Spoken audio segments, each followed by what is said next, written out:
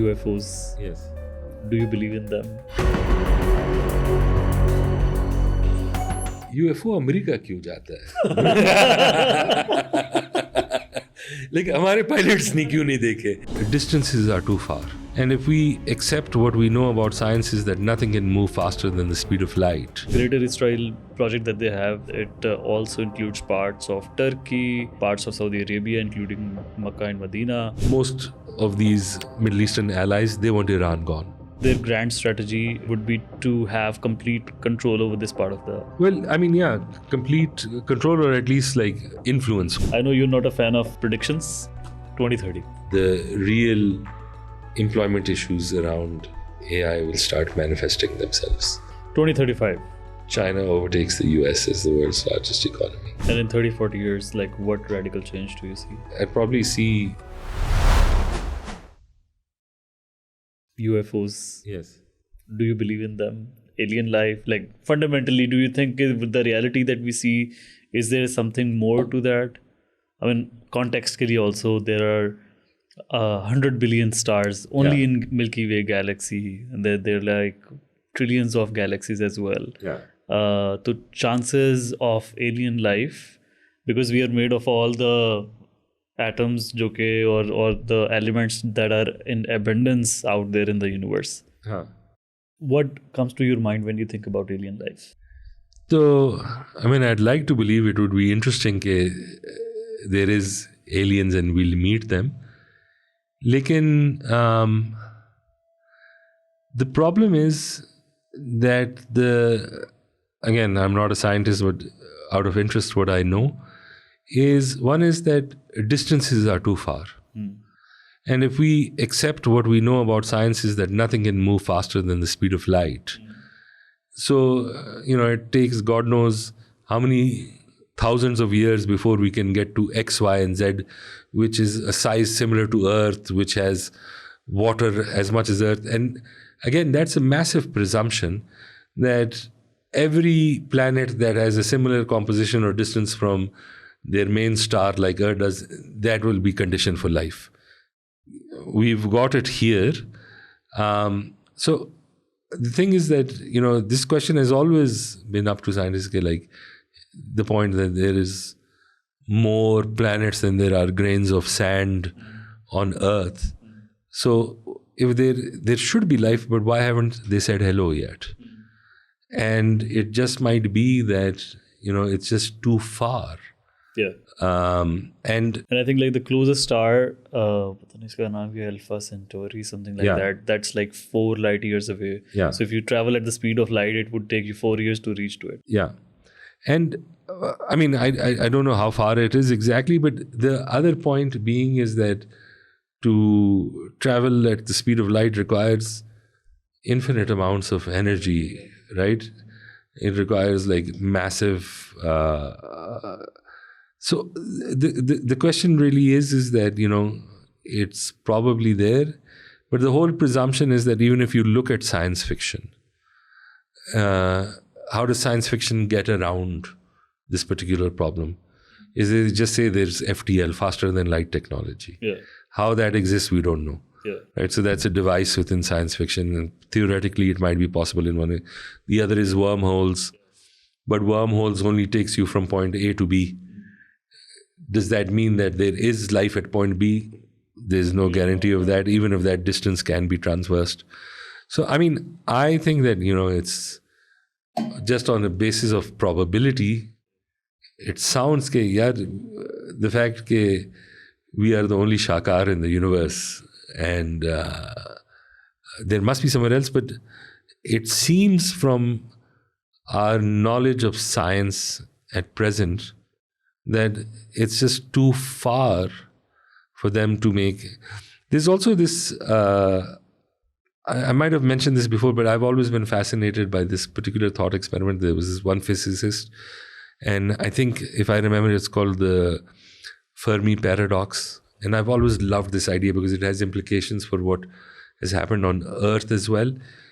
One of the answers to why we haven't been contacted by alien life is what the postulate was, that any civilization that develops really advanced technologies. Those advanced technologies can also be used by war, and that the rate of advance of technology always outpaces the ability of cultures to use them. So that means you have, let's say, AI has come. Yeah. No one has prepared the earth for how to use AI. It's all being done independently, and tomorrow a rogue AI could set off whatever nuclear missiles we have. It could cause us to die. So the rate of advancement of technology, when it outpaces the ability of a culture to use them responsibly, it can cause the self-destruction of that civilization or life form. So the idea is that they're all dead. And we are also going to die. Yeah. Because we will create something that is going to kill us. Yeah. Which, by the way, doesn't have to be AI. It doesn't have to be nuclear bombs. It is already, from the worst trajectories, is already happening. And that is our burning of hydrocarbons. That the earth will be just too warm to sustain. Yeah, to sustain. And so these UAP files that America has recently released, something like that coming from a government with proofs. Although if you have seen those videos, तो देख के फिर भी one wonders why it is of this quality. But how do you see that, and what do you think? What's the rationale behind it? I mean, I think the demand has been there for ages, and the only thing that I have as an interest is I was in school and I asked my teacher this, UFO America क्यों जाता है? Like हमारे pilots ने क्यों नहीं देखे? Right? So I mean they've got videos. Some of those videos are. लेकिन जो हमारे pilots को नजर भी आए वो space station उनको नजर आ जाता है. Space station नजर आ जाता है, right? So I mean I've just wondered is like if you believe in this stuff, you're more likely to ascribe any phenomena to it. Some of those videos are genuinely like, if there is a spherical object, jo inke radar ya jo whatever their videos are, we see the grainy footage, and obviously some of it's at night. It's also at great distances. They move in ways where you can't see the propulsion system, and they move in ways that if there was a human being inside, wo to mar jata. Yeah. Because the G-force of suddenly coming at this, stopping immediately and then going like this is going to just kill you. Right? Even a jet which has to, take a whole loop, right? The amount of G-forces on you, even though it's going in a smooth circuit, it's just immense. It can knock you out. Those trajectories that those UAPs are doing, it's very unlikely a human being can be inside, at least from our current understanding. I don't know what those things are. But again, the doubt that comes in my mind is like, if they've come from that far,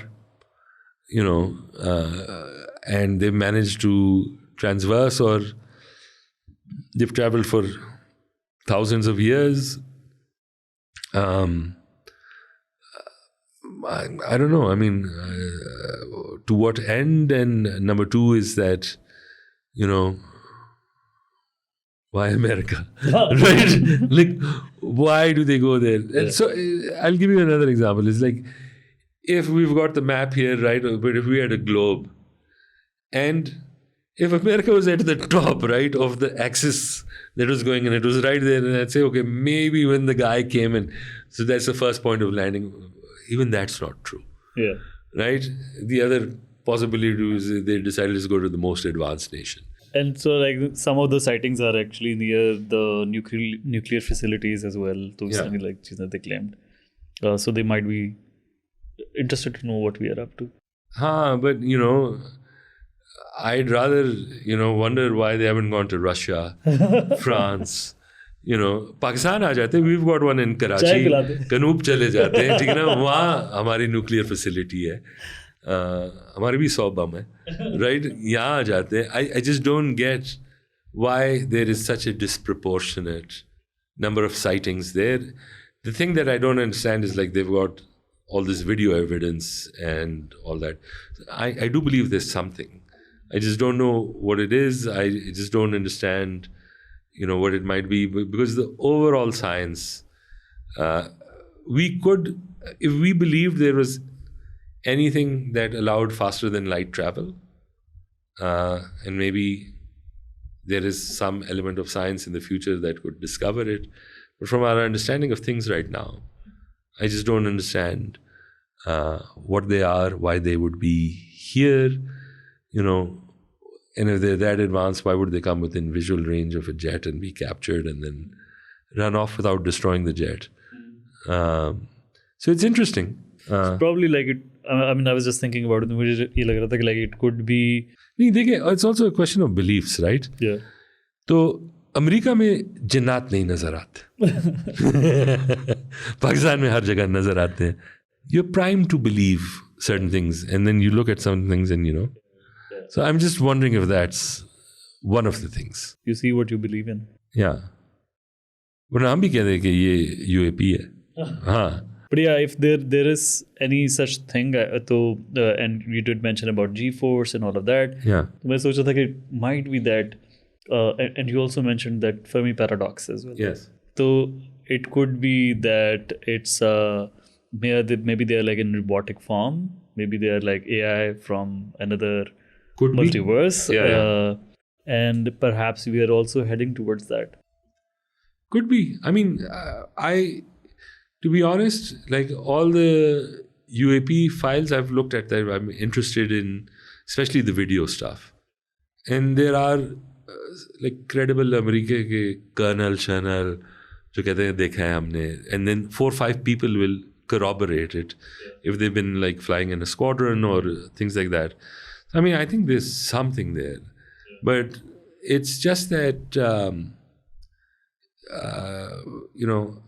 I can't think of any natural phenomena that would explain it. So that's the confounding part. But at the same point, you're right. It could be robotics, AI, whatever it may be. But again, the point is, to what end are they understanding, the world here? Because it's clear that the rate of technological advancement here is not sufficient for it to be a threat. Right. And the files that they have released so far, it's just the sightings. There is this novel called The Three-Body Problem. And it's written by this Chinese author. And in some of the questions that you were asking me early on is like, why is war or conflict inevitable? Right? So like when the US sees XYZ becoming, and there's a problem of, potential contestation for whatever is available. In the three-body problem, one of the key elements of the series or the books is that Earth receives a message or sends it out, I forget right now, and, it gets acknowledged, and then they say, "Ab khatam ho gaya." Because why are they going to think we're peaceful? Okay, there's another civilization out there that understands nuclear technology, has some very limited spacefaring ability. You'd be like, inko maar do before they become, right? That's how it would work. And fundamentally, that's also what's happening on Earth. But yeah, it's interesting to see all of this coming and being disclosed by the government, America se. वो Epstein file की वजह से. Epstein files से cover up होता है. वो उसमें बहुत प्रेशर था, तो पहले उसने ईरान पे हमला कर दिया. That wasn't sufficient. तो उसने कहा आप UFO रिलीज कर दो. Still, like, how do you see, for example, the Epstein files also? Like, do you think there are like deep, state secrets होते हैं, and वहीं immunity to the most powerful, and there are like a lot of things so that again, the common person doesn't know. I don't believe it's like a massive conspiracy. अच्छा. Like आजकल पाकिस्तान में भी यही हो रहा है. हमने ये पिंकी कोकेनी अरेस्ट कर दिया, लिस्ट्स आ रहे हैं, we don't know if they're real or not. Some people are extremely influential, wealthy, उनके नाम आ जाते हैं.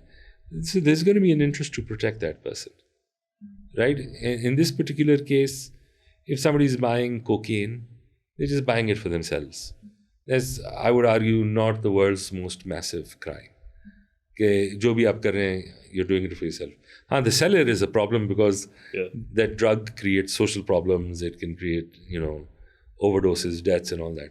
In the case of, Epstein, he built a massive, my own understanding of Epstein is that why would these wealthy people need a man like him when you can procure women for money through other channels? And I think the reason he succeeded in creating this massive network was because he wasn't procuring women. He was procuring children. Young girls as 17, 13, these particular fetishes, which in some ways is a more modern phenomena now that the age of consent after Me Too and all that has been more established. If you hear the songs of the 80s in rock and whatever, they fetishized really young girls and all that. Yeah.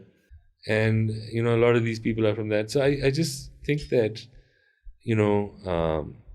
he built his whole network of access. Epstein Bhai ke saath party achhi hoti hai. Yeah. And, usme over time, people are compromised. And then there is a huge incentive for all these groups of people who've all met each other at these parties, who've all enjoyed their company in debauched ways, to protect that person. Okay. So you don't buy this conspiracy that there were like maybe states involved into it. Probably he had. I mean, ultimately, though, I think there is a case that he was working with Israel, but I don't think they set him up. ये तो वो होता है कि if you're an intelligence agency and you say कि मैं तुझे पैसे देता हूँ, तुम अब एक network बना दो. That is incredibly difficult, high order. What you do is you find somebody who exists and you compromise that person, or you make them a partner. So rather than creating a person like that, you would need a lot of time and resources. So here is a person of influence. Yes. You just contract them to achieve certain goals. Yeah. Okay. So it could be just that. So I think that was quite possible. And there might be still like many Epsteins out there who haven't been exposed. Pakistan mein bhi honge. And because of the connections that they have, they get away with a lot. I mean, Pakistan mein hai na, everyone knows, how do bootleggers exist? Yeah. Right? Every country criminalizes different things. Right? So in the US, it was this particular thing. Like also here, you've got pedophiles in this country. You've got networks that have been exposed in Kasur, right?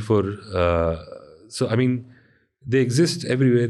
What the Epstein files showed, and again, this is the interesting part, is that what it showed is that all these heroes that are projected, in particular, in this case, by the Western cultural machine of the modern Western ethos of its own particular morality that encompasses both freedom and responsibility, that,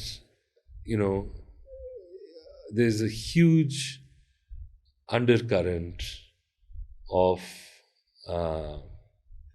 debauched behavior that is afforded through immunity of money, wealth, and power. And that the way they've done it is, it's big news because imagine, this had come out from Pakistan or somewhere else. Like, for example, in Britain, there were these gangs of Pakistanis, older men, who groomed young British girls. And wo aaj tak is a noose hanging around Pakistanis. They're all groomers. And it became an indictment of a whole immigrant community, of a whole culture, of a whole religion. And,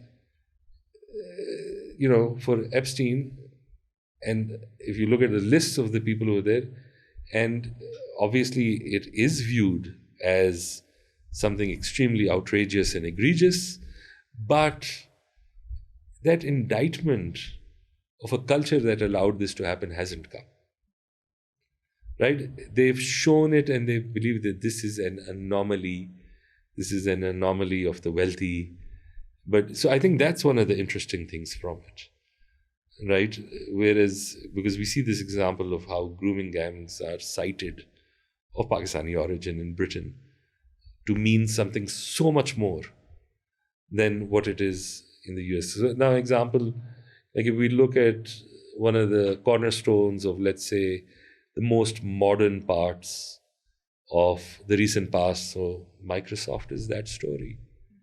Bill Gates his wife left him because of Epstein, essentially. Former US presidents, current US president. And, the fact that what this means is fairly uncomfortable, but it's just seen as isolated and criminally associated to just one thing. I think that's the interesting thing to understand from Epstein. And what do you think, like, who released these files and why now? Because, like, the previous presidents, they could also do it. And while Trump is also in the files, why it has come because out they were now? forced. Because it became massive where even, Republican operatives were... Because, there was a case that went back 10 years. He was arrested once, released, effectively pardoned. He started again. All these people still came to him. And then he got arrested again because in the case of a lot of these guys, eventually somebody speaks. And at some point it becomes hard to, control. He committed suicide in jail. There's a ton of files. There's a ton of stuff that was investigated. There's an active case going against his partner in crime, Ghislaine. And so there was a lot of public demand from both the opposition to Trump and people within Trump's party. So they had to release it. They could have kept it, but it was becoming too much of a sardard for the guy. Okay, it had to come out. And plus, with investigations of this sort, there's a lot of people in the know. And, before it got out through other means, they decided to release it. But they've redacted a lot of it. Some of the most telling parts, some of the things that they thought might be prejudicial or they don't know if it's accurate or not. But, that's why. And I guess the conspiracy is not that why it came. The real thing was like the first time he got off. That was the real abuse of power, because that's when this was not something in the public eye and all the powerful could, do it under the radar and behind. And so now, this is sort of the situation with this. Right. And same goes for the UAPs, UFO sightings and all of that. Yeah. Because like they have been investing a lot on these things. I think like it dates back to 1940s or 50s when they had those projects which investigated these sightings. There was Roswell. Yeah. Even before that, aliens has always been a part of the American imagination. Yeah. So when they did the radio show War of the Worlds and they didn't announce it was a radio show, there was panic in parts of the US because they thought there was a real alien invasion. Okay. Because that was there as part of like the template in people's minds. But, I do think like, there are a lot of things are conspiracies, but a lot of things are also extremely ordinary. And they just come out because of mistakes, because of, either too much arrogance or, too much in the way of feeling impunity for what you do. So I think, these are just a result of some of that. The aliens one, I just think, honestly, it sounds like a distraction to me. Right. For a president who is famous for, curtailing access to information, preventing the press access, for trying to, keep things hidden like his taxes, like, the Epstein files and all that, to suddenly announce that like I'm a hugely open president and I want to give access to everyone for aliens because it's important, is actually for him a good element of PR at no cost to him. So a lot of his supporters would actually, since they're like a lot of them are also not very educated, so they would also see him as an honest person who just wants the information to be out. I mean, that's his hope, and the thing is about, he has a cult-like support amongst many people. Even if they found out tomorrow he did X, Y, and Z in the Epstein Island, they'll find ways to excuse him in his mind. Bhai to sirf beach ke liye aaya tha. Right? That sort of thing. So I just think like it's honestly just a gambit, and it hasn't paid off, right? Nobody's obsessed by this. People who are interested, but there is no smoking gun in it. If they said, yes, we found debris of a ship, that would have been okay, this guy has genuinely chosen open access. But from what these files, which don't say anything conclusively, it was a no-cost option for him that did nothing really than what has already been in the public domain 2-3 years ago when they released the first tranche. Say in an ideal world, if this holds the ground, could it, and with connecting this with the rise of AI, where things are heading, biogenetics as well, could this be also somehow a way to prepare the world that there are things beyond our imagination, and leveraging that understanding to introduce something that we don't currently understand, but the technology may able to have something? I mean, I'm referring to supercomputers, AI, by supercomputers like these quantum computers that can actually make a lot of things happen. And I was reading somewhere that even in one of the documents of this open AI, they also mentioned that they were probably working to call the demons or open the portals, something like that. So do you see any remote possibility of something heading towards that? I mean, this last thing about opening portals, ये तो गपशप हो जाएगा, right? ये तो chat GPT के बस की बात नहीं है. लेकिन I mean, the future is, I guess, open. I think, the thing with quantum computers is that current computers require binary code. They can superimpose, so their ability to calculate is massive. Yeah. But, I mean, the idea that, these computers will suddenly be able to have insights that we don't, but, right now they're limited by their own world is basically cyberspace, right? And a lot of these physics you're talking about requires being a three-dimensional being, to run those experiments, things. Obviously, they can do it, theoretically and all that. So, I mean, I think it's all open, but I don't believe anyone knows where it's going, right? Like, I don't believe a quantum computer is going to be able to, find the magic spell to open the portal or, anything like that. ये नहीं होने वाला. But I do believe, I mean, they could have significant leaps. I think what might happen is human lifespans might increase. Curing cancers, X, Y, Z. There are a lot of possibilities that will fundamentally change how we interact with the world and in terms of our own mortality. But I think some of the more fanciful things,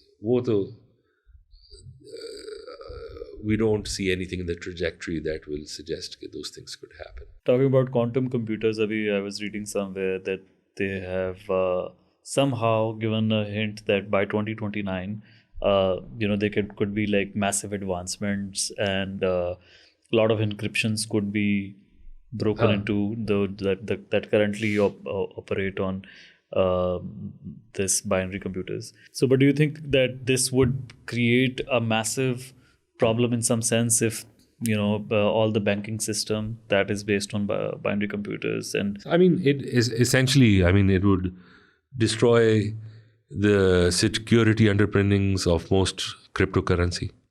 It would be an end to privacy online.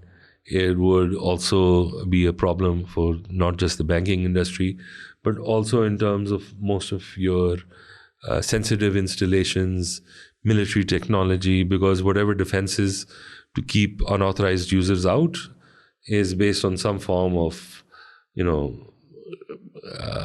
cryptographs, some form of defenses that, a quantum computer may be able to break. But I don't know the science enough about this, but the presumption then is that the security measures are going to remain 256 encryption or वहाँ से quantum computer. But most people the possibility could be is that your defense will then become an constantly evolving quantum encryption, right? Which keeps even changing its cryptograph second by second, which even if another computer has access. So the way that, 256 right now takes X amount of years to break, then if you have quantum to quantum, that will again take years to break. So the problem that we are foreseeing is that quantum computing suddenly becomes accessible, usable, and predictable. So at that time, for that moment in time, everything becomes obsolete.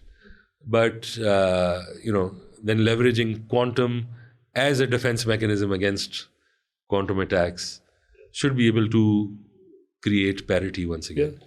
I mean, it makes sense because all of these things would be happening in parallel. And so there is less likelihood that there would be a chaos in some sense. I mean, if, let's say, North Korea created the first one that could defeat, right? वो chaos होगा एक दो साल, right? वो तो होगा. The US does but doesn't announce it. That chaos will be there for a while. But ultimately it'll catch up. Encryption won't go away. 2 years ago, we had a conversation about where things were heading to, or what do you think पिछले 2 साल में how things have turned out to be, and from geopolitics angle also, what are the forces and actors who are shaping the future now? So I think, I don't remember what I said 2 years ago. Yeah. So it was more generic. It was more generic. Yeah. But I would imagine कि कुछ बोला भी होगा, it would have been wrong. Things have been so accelerated and so dramatic that I think there are very few people who understood कि क्या होने वाला है. उसमें एक तो ये है कि they got a very unique individual as the president of the USA. Yeah. And that, of course, has slowly started breaking down what was accepted rules of behavior, accepted strategies. उसमें ये था कि people would understand कि इस framework में या X करेगा या Y करेगा, ये जो है ये Z कर लेता है. And not always to the benefit of the US. So I think in the past 2 years, what we've seen is something that has actually been moving forward in the past 20 years. We see things happening slowly, and then there's suddenly a threshold at which a watershed moment happens, and we realize things have been changing. So one of the big things that has been happening around the world is that where we are today is largely a result of the success of the previous world order. You see, China was allowed to grow. China started becoming the world's factory. Yeah. And China didn't do what countries like Vietnam or other developing countries did, which was they didn't just stick at the lowest end of the value chain, that we're just going to make cheap clothes, cheap jeans, or we're going to make cheap plastics. They went through the whole chain, right? They started making cars, semiconductors, solar, everything. Then they were also supremely lucky. It's very rare that a centralized command economy, it's a capitalist economy, but a lot of it is decided by the centralized command of the Chinese Communist Party and the president, and they made good choices. Yeah. They made strategic choices. So now what has happened is that over time, you effectively have the United States and a next kid on the block who's also a superpower, which is China. And then in one way, because of historical things like what the Soviet Union was, the weaponry they had, and then the energy boom that Russia has been able to take advantage of, it also became significantly powerful in terms of like the gas supplies it was doing to Europe and all that. So what happens is that when you have one power, they have access to everything. They have first right of refusal. But suddenly you have an emerging power. The same resources that were once uncontested are now contested. That's where pressure starts building in the system. And the unilateral position of America in the world has been eroding away for 20 years, and we've been seeing what's happening. So you've got China, you've got a number of other things that are happening. Dusra ye hai ki technology diffusion. It used to be that only America could make an F-16. Now China can make something better. India has a lot of technological prowess. Russia has a lot of technological prowess. So the diffusion that we've seen in technology has also taken away some of that advantage that was given to one player. And then the other thing is that one player, which was the United States, saw the benefit. If we keep a rules-based order, whether good or bad, it wasn't always based on rules. They did whatever they wanted. But if we kept it, stability around the world is good for us. And under Trump, of course, they've sort of retracted from that role. They haven't really retracted, but they've given a lot of signals that create uncertainty in the minds of their old allies, like Europe, like places in the Middle East. And because of that, we're now seeing that the world order is changing. Right. And so there's a lot of uncertainty in people's minds. And in some ways also, the old order really benefited the Americans. But just because of the way that America's own democracy is fraying at the ends, and you've got a president that's really leading by his own whims, he's actually reversed some of the things that used to benefit them. So I think that where we're at is at a transition phase where the future is going to be multipolar. We are going to have blocks. We're going to have much more in the form of regionalization, regional allies. And what the past 2 years have demonstrated is that Europe had a transatlantic partnership with the Americans. And they're like, we can't depend on that anymore. We're going to have to, we are a region, we are a bloc, but we're going to have to think about our own defense. We're going to have to think about self-sufficiency, that we don't require an umbrella of protection from someone else.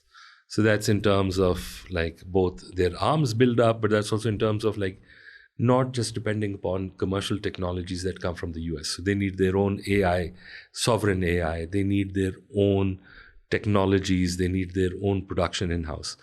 And because of this uncertainty, what has shifted around the world is that we've got an old form of mercantilism, where we're trying to get more and more production in-house. Yeah. Whereas before, the economic orthodoxy was that X will make this product because he's specialized in this, we'll make this. Everyone will benefit. Now we're saying, no, let's try to make as much as we can in-house. Number two is, how do we ensure that we get resources for the future? So we thought that, it's not just fuel, it's critical earth minerals, it's, access, it's also logistics, it's access to routes. So things are significantly changing. And I think that in the past 2 years, most countries have this idea that we're going to have to figure out more in terms of being sovereign and independent and not be dependent upon, let's say, the old big brother of the world. And they also have a suspicion of any new big brothers. So they're not also going to immediately get into the arms of another suitor like China or Russia, because it's become clearer to most countries that these vulnerabilities have to be addressed. And because of that, there is much more contestation in terms of resources, in terms of how people project their own power. After a long time, wars have become easier. That sense that we have to avoid this. Part of this started post the Arab Spring, post what was happening in Syria. There has been a lot of war going on consistently at the behest of the US since September 11, both in Afghanistan but also in parts of the Middle East, parts where they've destabilized and effectively neutered countries like Iraq and others. So for a lot of countries, like the calculus of what we need to do has significantly changed, because that idea that we still believe international cooperation is the ideal, but we have to prepare absolutely for a breakdown in that particular situation. So I think these 2 years have been very interesting. One is especially I think the morality that I think the West was very successful in presenting around the world as an alternate system was critically hurt by what they did in Gaza. And for a lot of people, they've also realized that, this level of barbaric genocide can very easily be justified in their eyes and all that. Second is what's happening with Iran right now, what's happening in terms of how the US is dealing, forget with its enemies, but with its friends. Yeah. What it's done in South America and what it's currently doing to Cuba. So for a lot of people, this is a sense that there is a redrawing of allegiances, alliances. There is a significant change in how technology is playing a part in people's lives. That technology has created new demands for energy, for critical earth materials. Then going forward, we don't know who's going to be ascendant on this, what effect it will have on economies, on jobs. So there's uncertainty. This is that one particular period where we're not redrawing the world map, but we're redrawing how the world map integrates and interacts with one another. So I believe it's pretty open how this will go forward. Right. So a lot of the transformation has driven by the changes in America, or as a result of that, we see all of this these changes. But let's take a step back and talk about what led to these massive transformations. And from American point of view, they probably they were not getting good deals with China because they have a trade deficit. But then in terms of the relations in the Middle East also, now they're net exporter of energy themselves.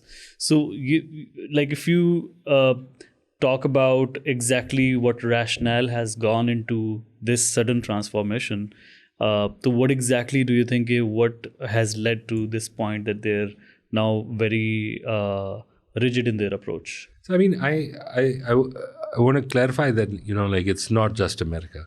I think this was inevitable, right? When you have a country that is preeminent on the world stage, and then you have another country which is also massive, which has an economy that is also massive, who has technological, the moment that sets up, we've seen this historically throughout history. Any empire that sees another empire rising, there is conflict. Right. And some of that conflict is strategic, that let's defang them before they can do something to us. And that's part of the arithmetic of how states view other adversaries or potential adversaries. So I think the fact that it's happened now may have been spurred by decisions in the US or a particular president, but what has happened was inevitable. Right. It would have happened either 4 years later, 10 years later. It would have been spurred by X, Y, or Z. I'll give you an example. It could very well be at some point, it's highly likely that China is going to invade Taiwan. Right. It is not going to let go of its historical territory, even though it's a country on its own. And that could be a flashpoint for the future. That could have been the one that could have started it later on.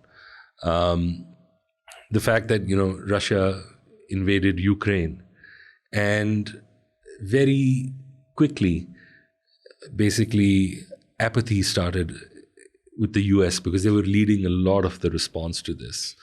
And the fact that, Europe was also fairly happy to let America take the lead on quite a bit of it. So it could have been any number of things, but it was inevitable largely because the power dynamics were changing, and that we've seen in history.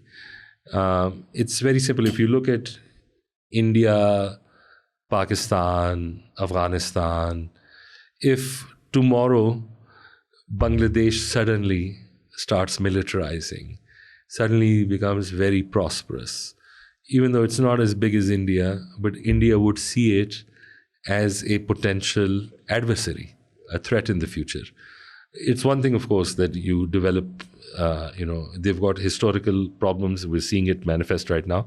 So I just think that, we can put a lot of stock in the decisions that have been taken in the past 5 years, 10 years, and say that this is what caused it. But this is probably what spurred what was going to happen anyway. And so I see a lot of this as being inevitable. And now on the question of things like the trade deficit and all that, these are things that America has become concerned with under this president. But, when you have a deficit, you're worried about partly the value of your currency, you're worried about your indigenous jobs, but, America may not have a product surplus, but it does have a services surplus. And not seeing itself as a country that does services, but it wants to have manufacturing back. That's a strategic decision. Yeah. But one necessarily that, is China's fault is not necessarily true. Because this is also a choice they made early on that, we would rather have design and other things here and, get cheaper product made elsewhere. And it's done at a very high level in China. And the other thing is that even though they might have that deficit, the dollar is in a very unique position around the world. Like most countries, when you think of a deficit, or when you think of, whether you have an export, import, you look at the balance of payments that happens. So let's say we take Pakistan's case. We have to earn dollars. Then we have a demand for dollars. Then that is dependent upon the demand for rupees, of which there is very low. It's only domestic. America can run a massive deficit and not lose significant value of its currency because there's demand for dollars all over the world. And they can just print more money? They can just print more money without having a significant issue. We print more rupees, we'll have inflation. They're having inflation now for a host of reasons. But, this argument, this is sort of a much more, I'd argue, a slightly old-fashioned view of, deficits and all that for a country that is very unique in its circumstances, because its currency doesn't behave in the same way. Because look, everywhere around the world, the oil trade is denominated in dollars. There are certain countries who have effectively pegged their currency in the Middle East to the dollar. There are other countries which have a dollarized economy. Pakistan, where you look at how do you preserve capital in times of inflation, so you think of gold and dollars. So there's always going to be a demand for dollars. So, I think, again, there is this feeling that, the terms of trade between China in America were lopsided. But, to view it just as a, balance of payments problem is wrong, because America is very unique in a certain situation, which other countries around the world just don't have that luxury. Right. And so why do you think that America increasingly now emphasize on manufacturing now? Because they've been upset with the fact also that, China takes a lot of their technology and Yeah. then exports the same goods, and they lose that advantage. But they want to encourage their local population also to get into manufacturing. So what that is all about? Okay, so that's really interesting. And obviously, I'm not American, so I don't know America that well. But one of the reasons is that if you look at the manufacturing emphasis comes from areas that tilt heavily Republican. Just the economy of California dwarfs all the other states. Just the economy. So if you look at the, West and East, you've got New York on one side, you've got California on the other. Just these two states, generate so much. Then you've got states like, Washington, Seattle, which are generating a lot. These are not traditionally Republican. Sometimes they shift, with governors and all that, but generally they're. The areas which have not done, in terms of services, high tech, software or technology, where they've been sort of more concentrated on old school manufacturing, have been Republican areas where education levels or other attainment isn't as high. And there are areas like, in Virginia where mining was a big thing, where, as they moved towards, let's say, cleaner technologies, you had states that suffered predominantly, and they were not able to transition from being at the lowest end of the value chain to doing something else. And I see this particular emphasis that, let's say, Trump has is partly because he's looking towards his base. The other thing is also, at a strategic level, some of it makes sense also, right? So if you want certain kinds of high-end technologies, you don't want semiconductors or chips necessarily only made in Taiwan. Because if tomorrow China were to stop or to occupy it, you would suddenly have a massive crisis in the US. So there is strategic reasons for having manufacturing in-house. But not every kind of manufacturing, because certain industries no longer make sense. So, for example, if you were to bring clothing back to America, it doesn't make sense because labor is such a big part of that particular cost item that it would have to go to other countries where labor is cheap. So I think that one has to disaggregate.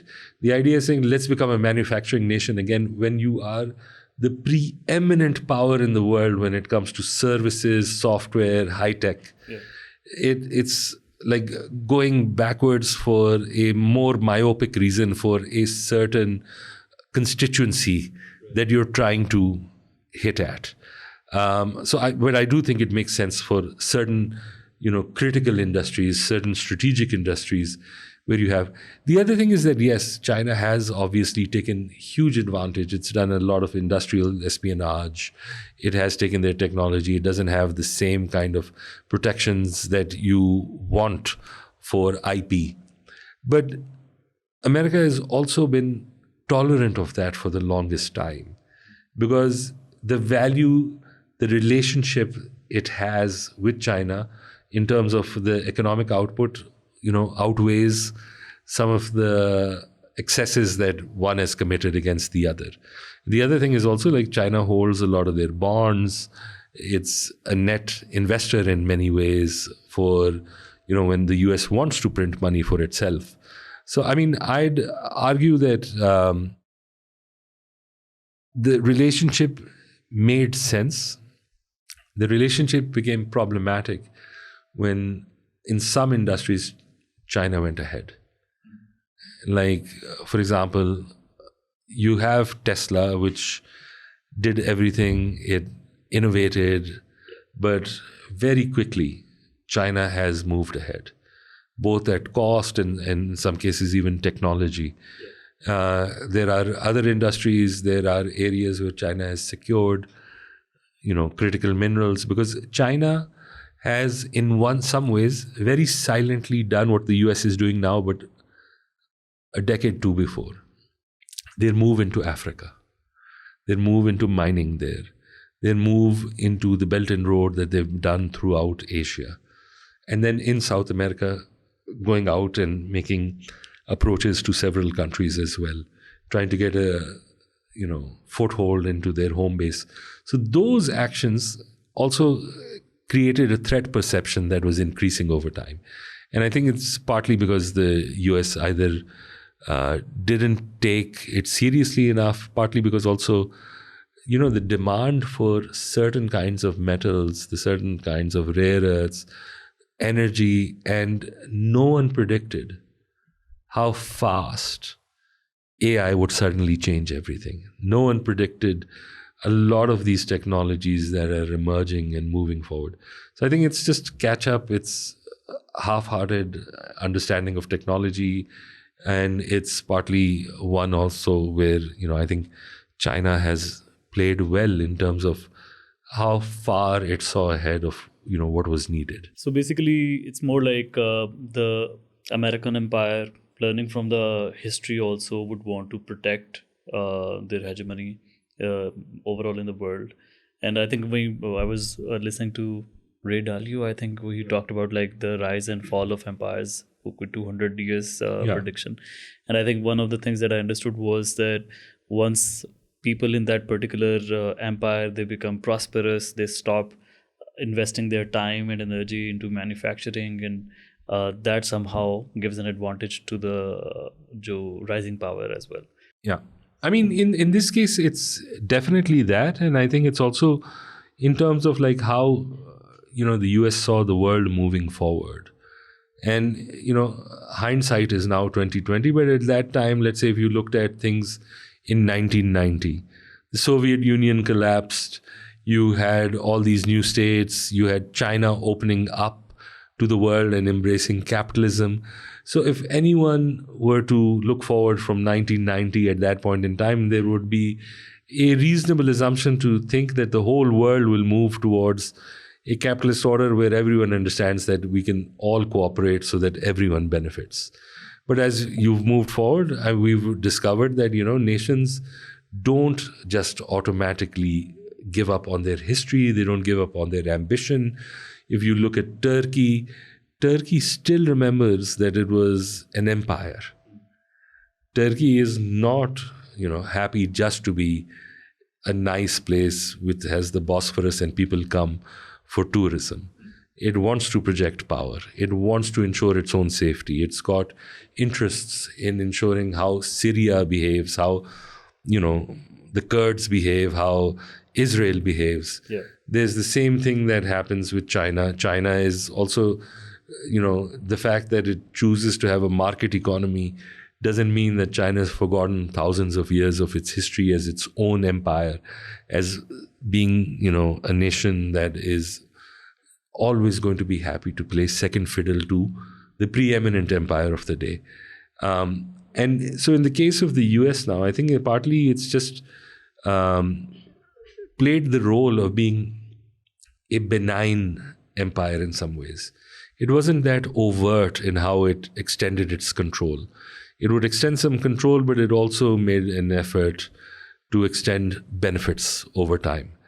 Where it saw that it needed more overt control, then it would do things like, ensuring coups happened. They, helped foster discontent in countries, created problems.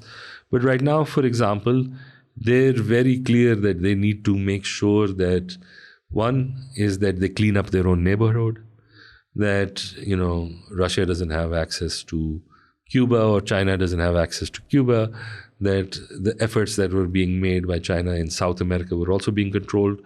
Then also in the past 20, 25 years, South America had a huge wave of anti-imperialist leaders who wanted to have semi-socialist economies. And they had that ability through a lot of natural resources in terms of oil and other things that they could, manage to do whatever they want. And then they didn't fall within the umbrella of the US explicitly. So for them, I think it's just one move of ensuring that in terms of they would like to remain a country which projects its power, but they want to make sure that the first thing they do is ensure that they can control their own neighborhood, which is why you're seeing, the activities that they're doing. And they're now explicitly talking about it. They're talking about in a sense, in America that was more isolationist before World War II, where, America was a continent on its own. It's a massive country. It doesn't need to engage with the world. And now it's much more interested in making sure that it's not there to solve longer problems. It's asking people to do their own thing. It's viewing its own interests differently.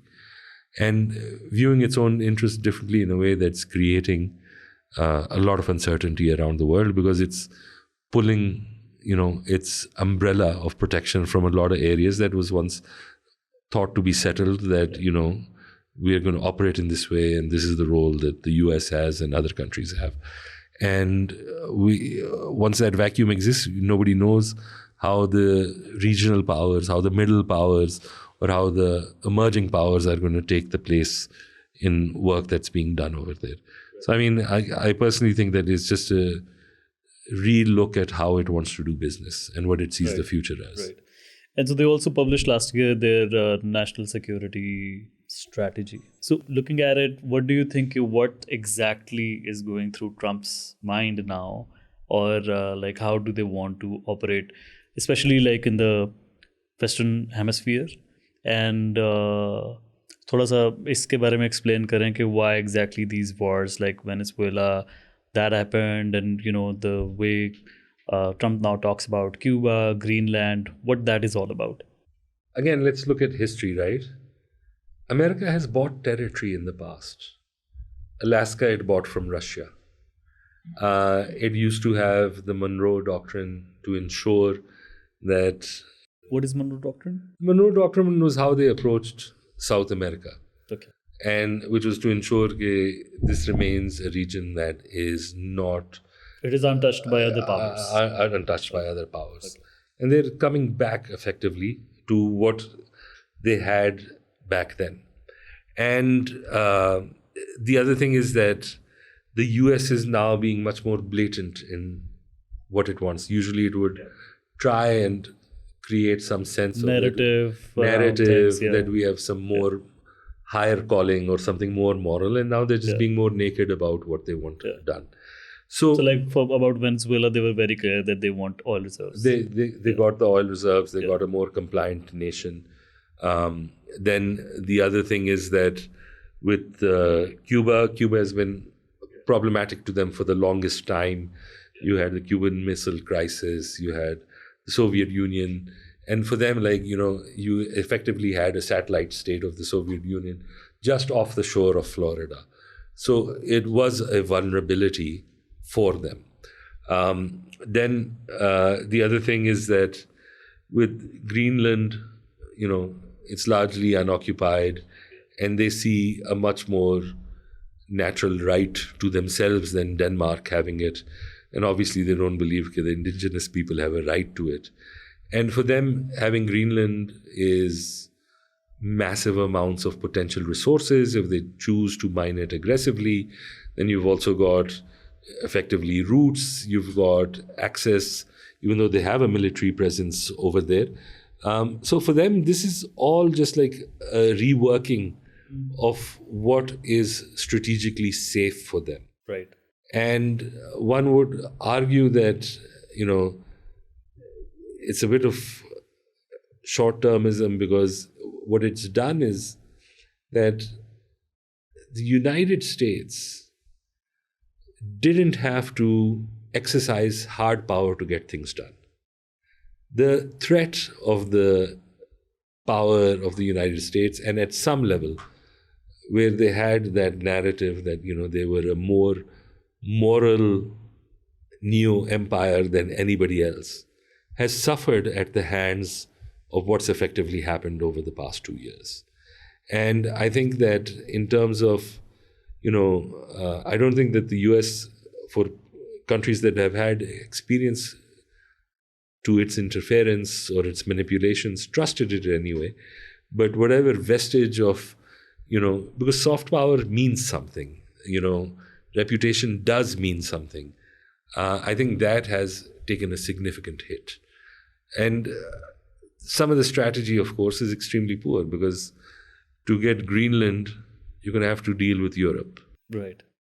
I'll take you to the map here. Yes. So Western Hemisphere, this Greenland is part of Western Hemisphere, is it?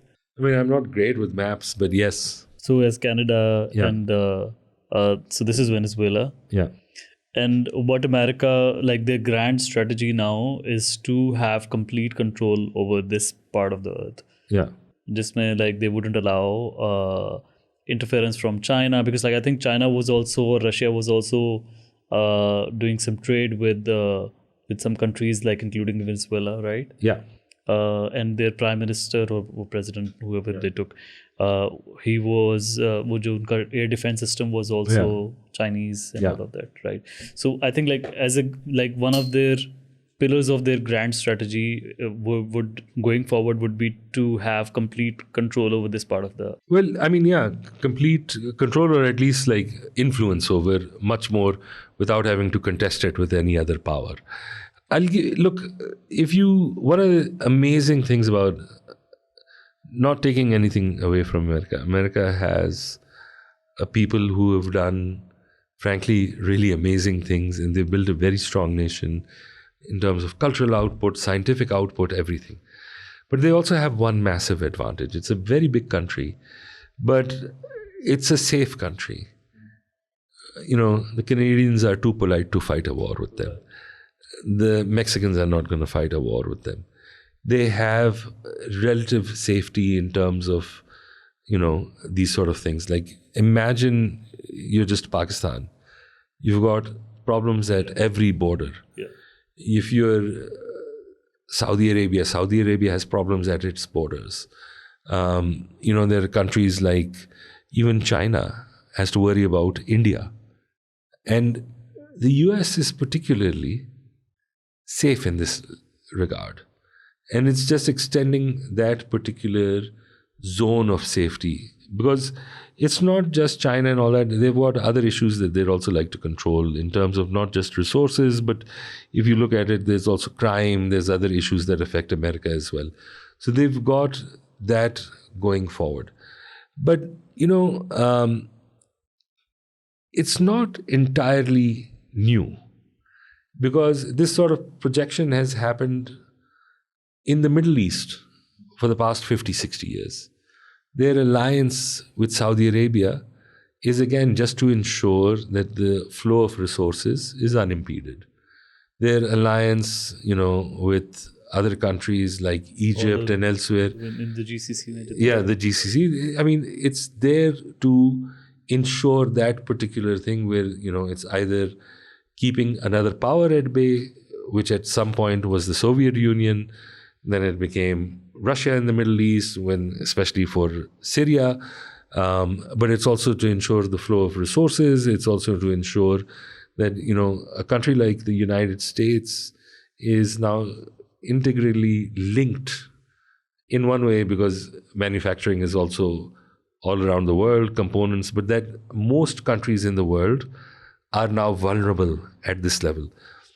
That vulnerability, by the way, is not a bad thing in one respect.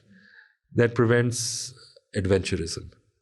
So if you had a much more considered view about whether to attack Iran or not, and you understood what effect it might have prolonged on oil or gas, maybe another president would have thought, let's not do it. Right? One of the reasons why the US and China haven't gotten into open conflict in areas where they are, at each other's, basically right next to each other, is partly because that conflict would cost both countries massively. Because you're not going to keep trading if you're fighting a war. And both economies would effectively sink. So, I mean, that's one of the benefits of this sort of interconnection.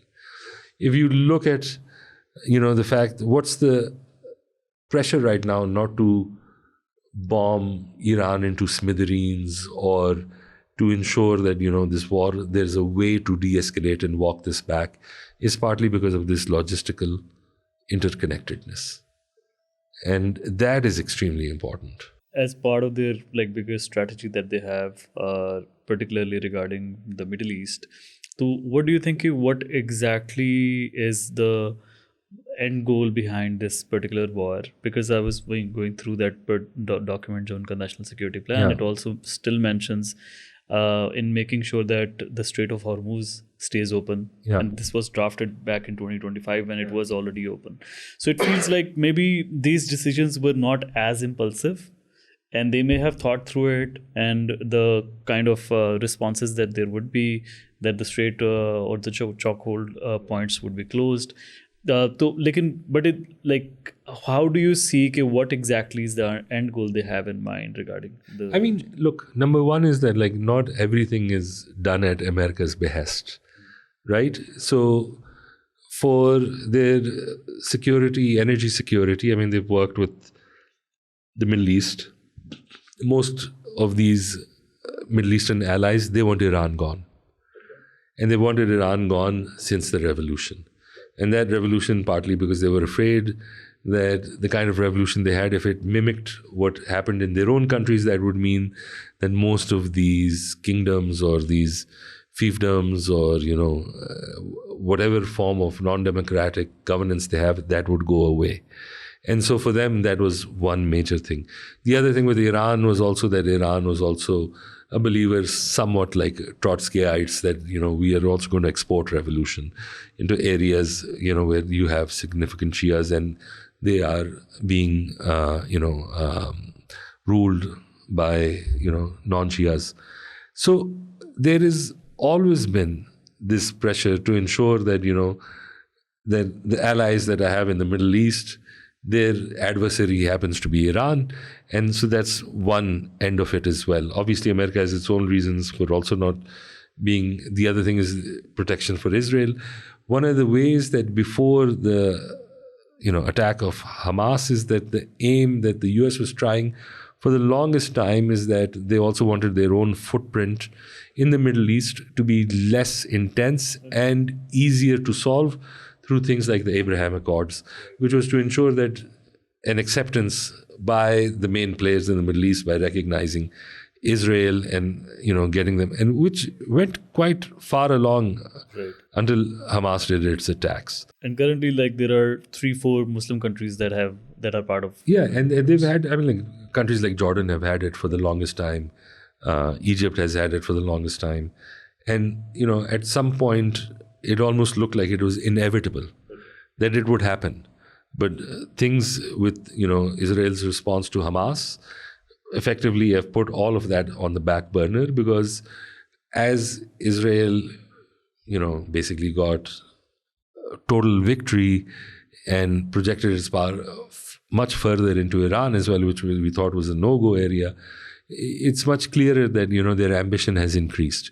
That the net security cordon that they want, what they call Greater Israel, which is partly rooted in religion, but it's also just to ensure that, the buffer zone of our security is as far as possible. Because for them, right now at least, they have problems with Syria, they've got problems with Gaza itself, the West Bank, then you've got Lebanon. So, their own perception of what is insecurity is fairly high in their eyes. And in one way also partly because that access constraining them, a great deal of it was sponsored by Iran. And access is Iran's network to... Iran's network, yes. And to project its own power. And what exactly this includes? The other powers include the Houthis? It includes the Houthis, includes Hamas, it includes, other players in Syria, it includes its support from Russia. Right. So, it did have a power projection that went on, that kept at least Israel at bay. And so, it's all convoluted. the history of the Middle East, the modern Middle East, and the way that it's supremely convoluted. This particular Greater Israel project that they have, that's probably like the end goal as well for Israel, to have that buffer zone as far as possible. Yeah. And I think in biblical references, it also includes parts of Turkey, parts of Saudi Arabia, including Makkah and Medina. So that's like a large piece of land. I mean, वो तो उनके nut jobs, they would actually believe that, they're going to get Makkah and Medina and all these areas. But the idea of Greater Israel, from also a secular point of view, which has nothing to do with religion, is just to ensure that जो ratba hai of allies or areas under your control, so that you don't have an adversary sitting right at your border or within, that they've had before. So for them, I mean, I think like they've gotten a huge confidence boost. This is now achievable. And it will, at some level, I think there's been a full stop put at it.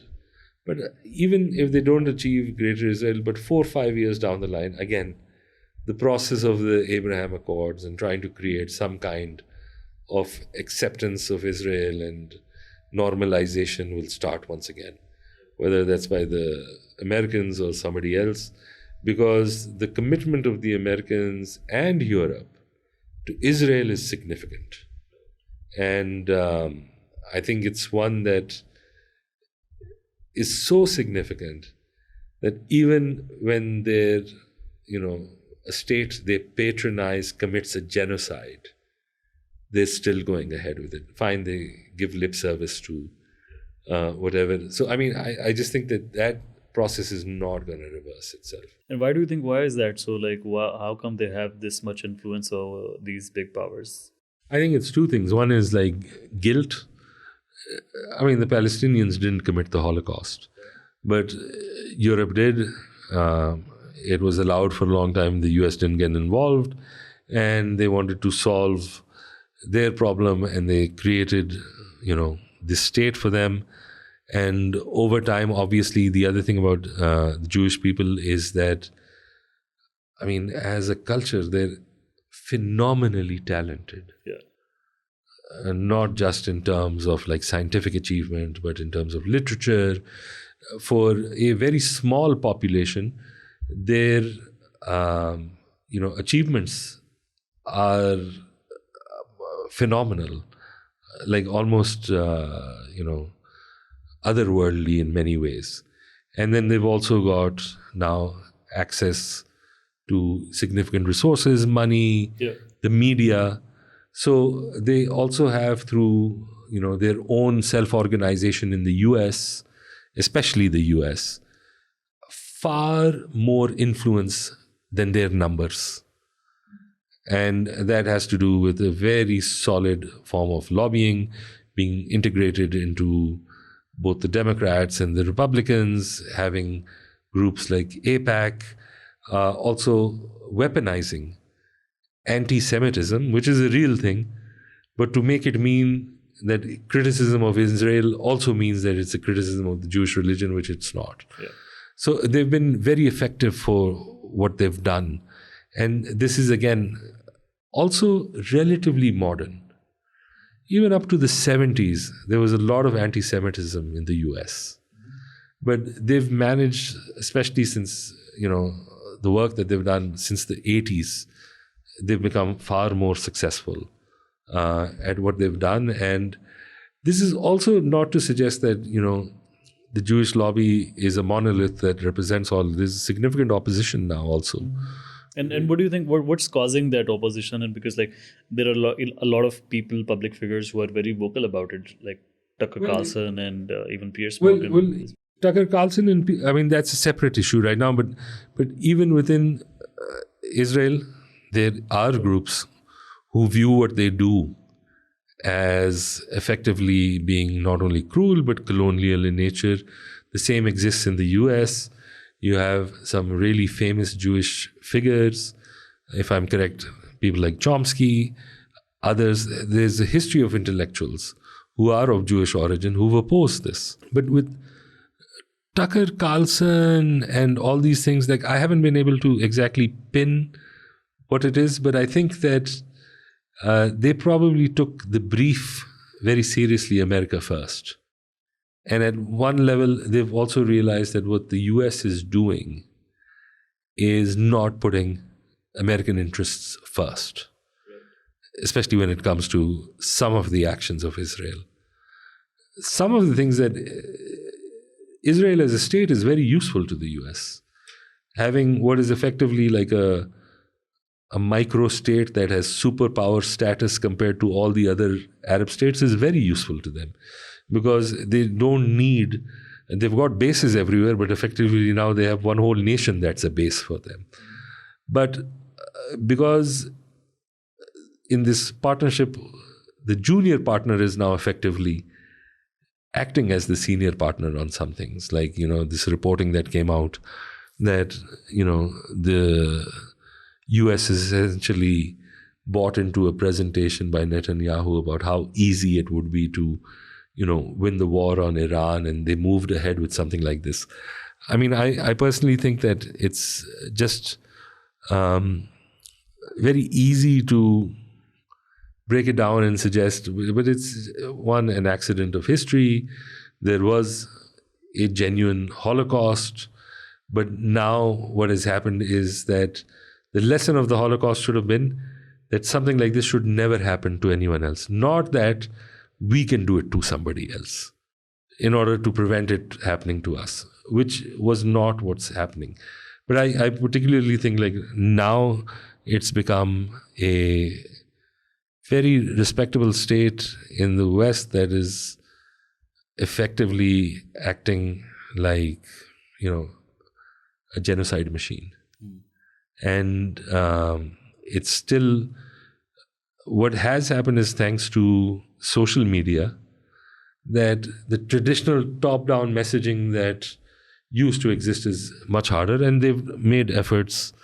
They bought TikTok in the US. The algorithms, if you write something critical of Israel, a lot of people feel that, their reach is curtailed through shadow banning and all that. So I think it's there, but I still think that maybe by the time Gen Z and Gen Alpha, 30, 40 years down the line, maybe they'll view it differently.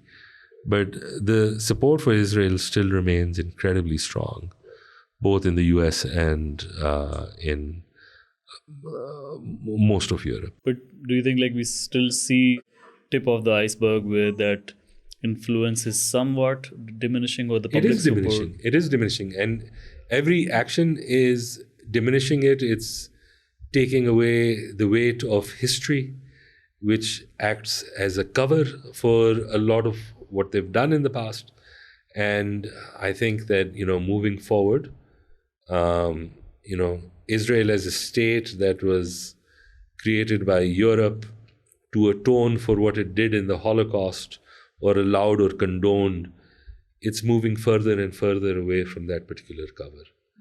And I think that is probably something that's extremely, extremely problematic for them, because the history of Israel is shrouded in the idea and history of victimhood. And now for younger generations, they're only seeing its role as an aggressor.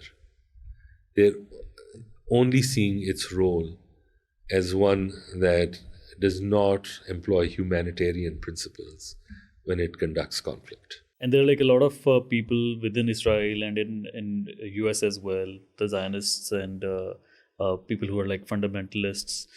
How do you think that they have had role in fueling this war on Iran? I think they do, because they create that environment, and every so often they're the ones in charge, and especially with somebody like Netanyahu in power, without a doubt. But I don't think that it's entirely a religious war, right? It's a war of, a state that has colonized a people, the Palestinians, is not willing to give them what they want or what they've occupied from them.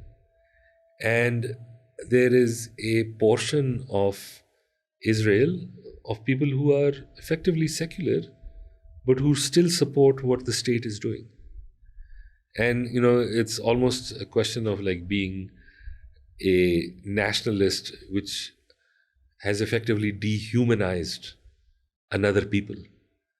And for them, Iran is not a war of, let's say, ancient Jewish scripture against Muslims, but it is against a state that is a theocracy, that has, created an axis of resistance and, insecurity for Israel.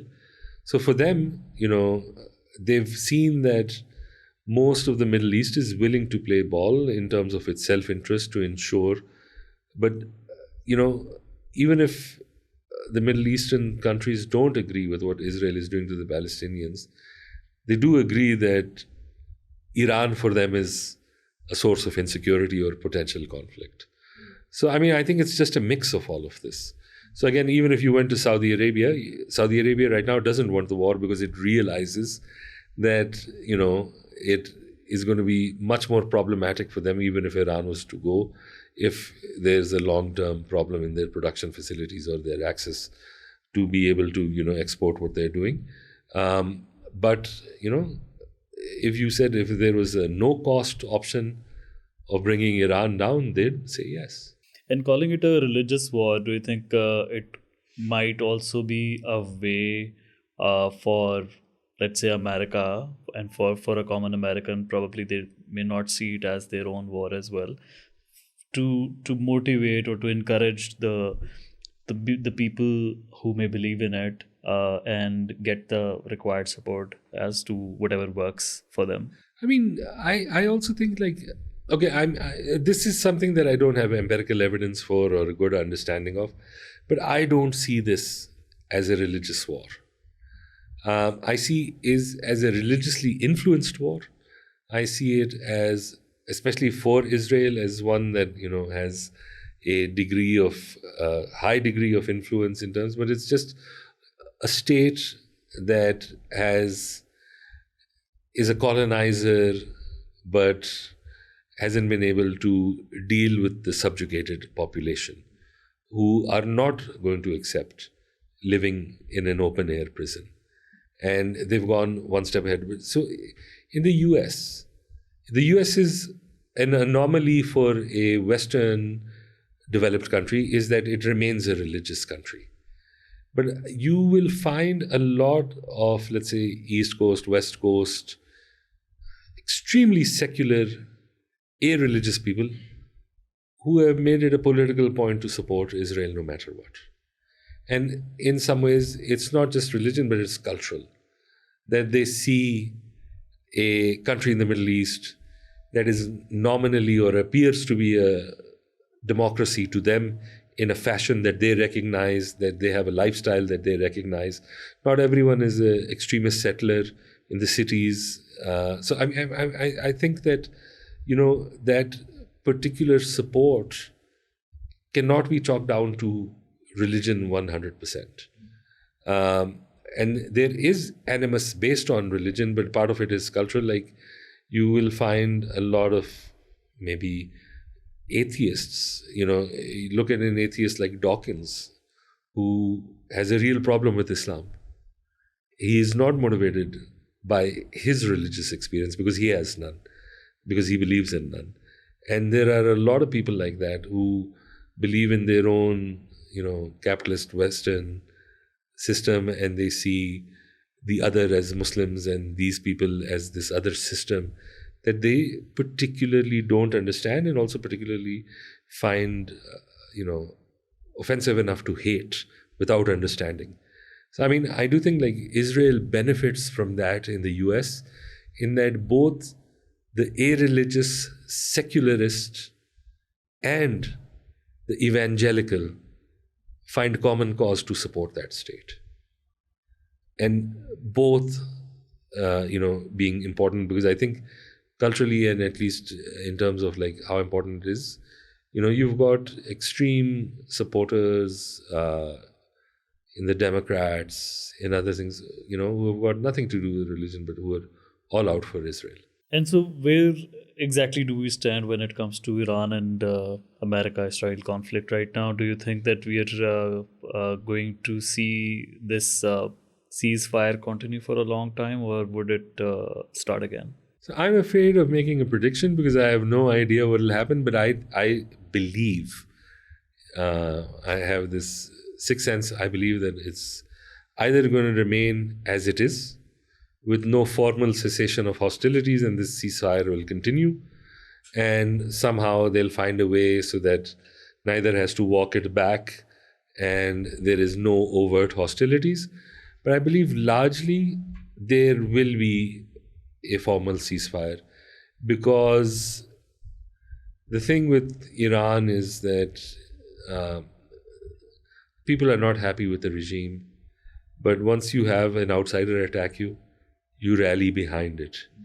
Second is that they're used to pain compared to other countries where if the price of petrol becomes $1, wo qayamat hoti hai unke liye.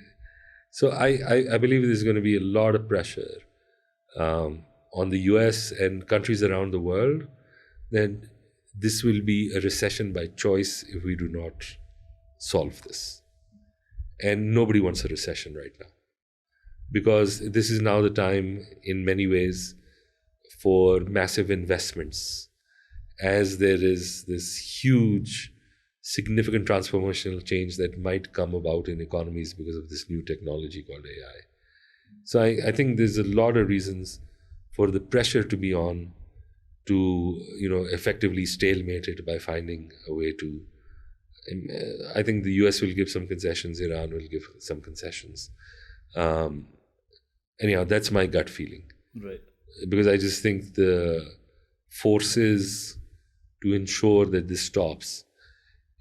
Israel, however, would want in any way means possible for this to continue, because they think this is their one chance to get rid of Iran. And they're a smaller country. They'll be able to manage, because the amount of aid required, again, if the US just decides to print the dollars for them, they'll just get away with it. They've got other patrons around the world. Their own economy is strong, and they'll be able to mount a defense if they're any of the neighbors. But none of the major ones in the Sunni world are willing to take on that engagement. For Israel to have complete dominance in the Middle East, of course, they would want Iran to be weakened, but at the same time, they would want America to retrieve from GCC and stop that support that they have for GCC countries in order for them to achieve their Greater Israel project. Do you somehow agree with that? No, I think like that is too hard to achieve. I think what Israel would want is effectively the normalization of ties under some ambit like the Abraham Accords, because that is something that is easier for them to manage, because not every country in this particular region is entirely defenseless. Egypt has a significant military, even though they've got relations, but Saudi has now a pact with Pakistan. These other countries are, especially, the UAE is quite interested in having absolutely strong ties with Israel, because it has great potential economic benefits as well. And it also, for these countries which are relatively weaker militarily, to have that sort of cooperation might be very useful for them also. So I think that for them, they would like to get rid of those inflection points where Iran can project its power through militants and groups, where, Hamas and Hezbollah might be there, or other groups that are a remnant of the Syrian war and all that. But I think their greater interest would be to make sure that they have enough of an alliance, enough of strength, also to prop up groups that weaken those countries, which would be much harder. Turkey is a significant military power on its own. So for Israel, I'm not sure how they would view an alliance, or they would trust, but they would always make sure to keep Turkey slightly weak through the Kurds and basically do what Iran does to them. Okay. And through access. Through these forces. So I do think like this idea of the greater Israel, it is a fantasy for some of their religiously focused people, but on a national security point of view, I think it's just much more about creating that zone of influence so that the buffer is large. And for them in the Middle East, alliances and normalization will probably be much stronger. And you have to remember is that technically, the Palestinians are now an orphan people. Other than the Iranians, no one has decided to take up arms for them. No one is going to do that. And so if you take out the Palestinians, what is it that stops a lot of these Middle Eastern countries from being allies to Israel? Very little. And in terms of what are their commonalities, all of them have a problem with Iran. And all of them have some form of alignment, very overt in most cases, with the US. So, I mean, that process, I think, has significantly been taken back, but I think it's going to start again. What do you think? Where do we stand in the process of peace talks and the opening of Strait of Hormuz? And where is this heading? So again, as I said, I think eventually they're going to have to find a way to do it, because I think the pressure on the West and the US is significant. I think, to be honest, on the rest of the world also, on China, it's significant, because it also gets its supplies from there. So I think whether that's 6 months from now, 2 weeks from now, I think it's open, but I think it will happen. Unless, adventurism by Israel to make sure that it collapses, quite possible. But I think eventually it's going to have to come, because I think the calculus of war from the US's side has been badly exposed as them taking strategic bets that didn't pan out. So they expected it to be like Venezuela. They thought it would be really clean. They thought, number one is that the people of Iran would bring their own regime down. They'd bring the theocracy down.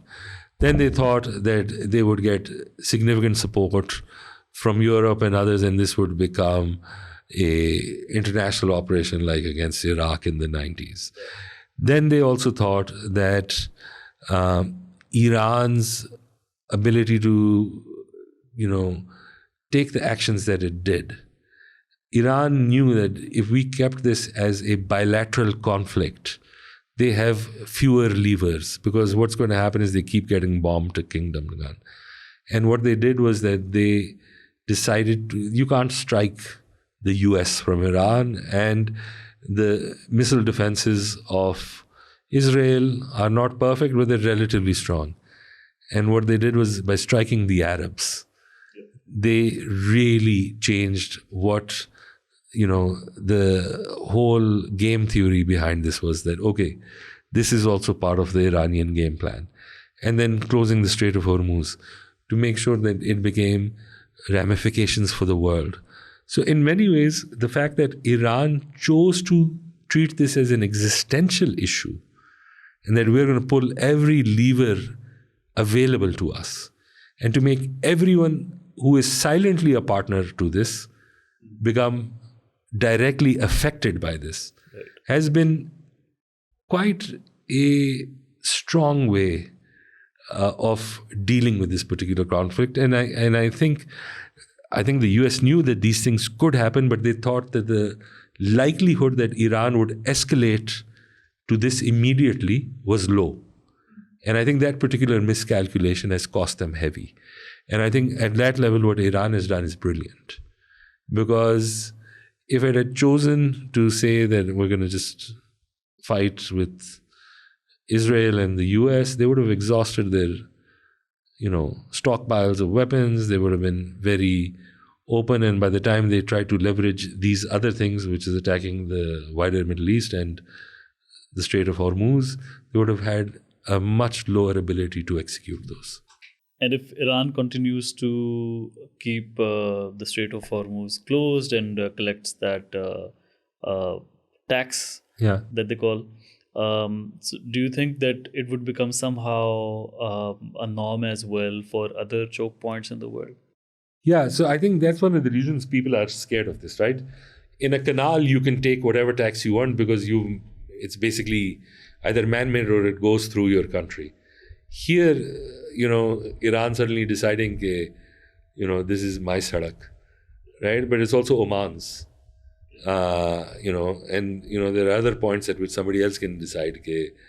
But I think the strength of Iran's argument of this, and I'm not sure how seriously they would want to do this because this is a hard sell. But it's also the fact that, they can close the access from the Red Sea also through the Houthis, because the Houthis remain active and they're able to do this. So, I just think that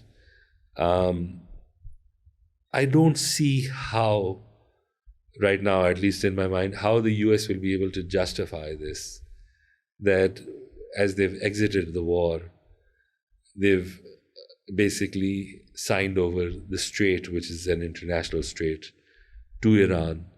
But I think it's a smart maximalist negotiation tactic that Iran has used, and maybe they'll be able to get something out of it, because effectively, though, for at least whatever limited traffic is, they are collecting rents, and that might continue. But for them to do that, they would have to do it with Oman. So they may share it with Oman. Yes, at some level. And if they do it with Oman, maybe at the back end, what that would mean is having a much broader international coalition working through the Omani side. And how do you see Pakistan's position? Where do we stand and where things are going? Like last 1 year, especially after India's conflict. So I think Pakistan's position is amazing. Partly because, look, things have changed in the world.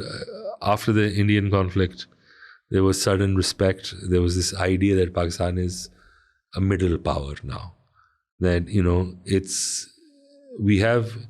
India is a massive army, but India is not seen as a military power in that sense, because scale alone does not, bring you those kinds of benefits. It has massive benefits. But here the idea was that, the use of technology, the deployment of strategy, all of that showed that, this was an army that is fairly competent in its own way, and it innovated something out of it. For us, what's happened is that just look at us 5 years ago. We were isolated in the world. The Americans left Afghanistan. I think it was hugely, hugely ambitious that Pakistan, by the way, Pakistan, this is not the first time, Pakistan always says, any two countries, we'll meditate, we'll mediate for you. We've always said this, right? And us domestically, we said again, why would they let us? But here... Somebody took us seriously? No, Pakistan decided to just do its own outreach. And it managed to bring it together. And this is extraordinary in terms of the imagination that it took, the audacity that we had in bringing this together. And it has done wonders for us. The fact is that, again, look, we love our country, but remember, when we operate as a nation state, we're not good guys or bad guys. We're just self-interested. Yeah. Pakistan has a huge interest in peace, because if oil stays at above 110, 120, goes up to 140, it will become extremely, extremely difficult for us to balance the books, to finance what we need to do. And for us, it is imperative that this issue gets solved.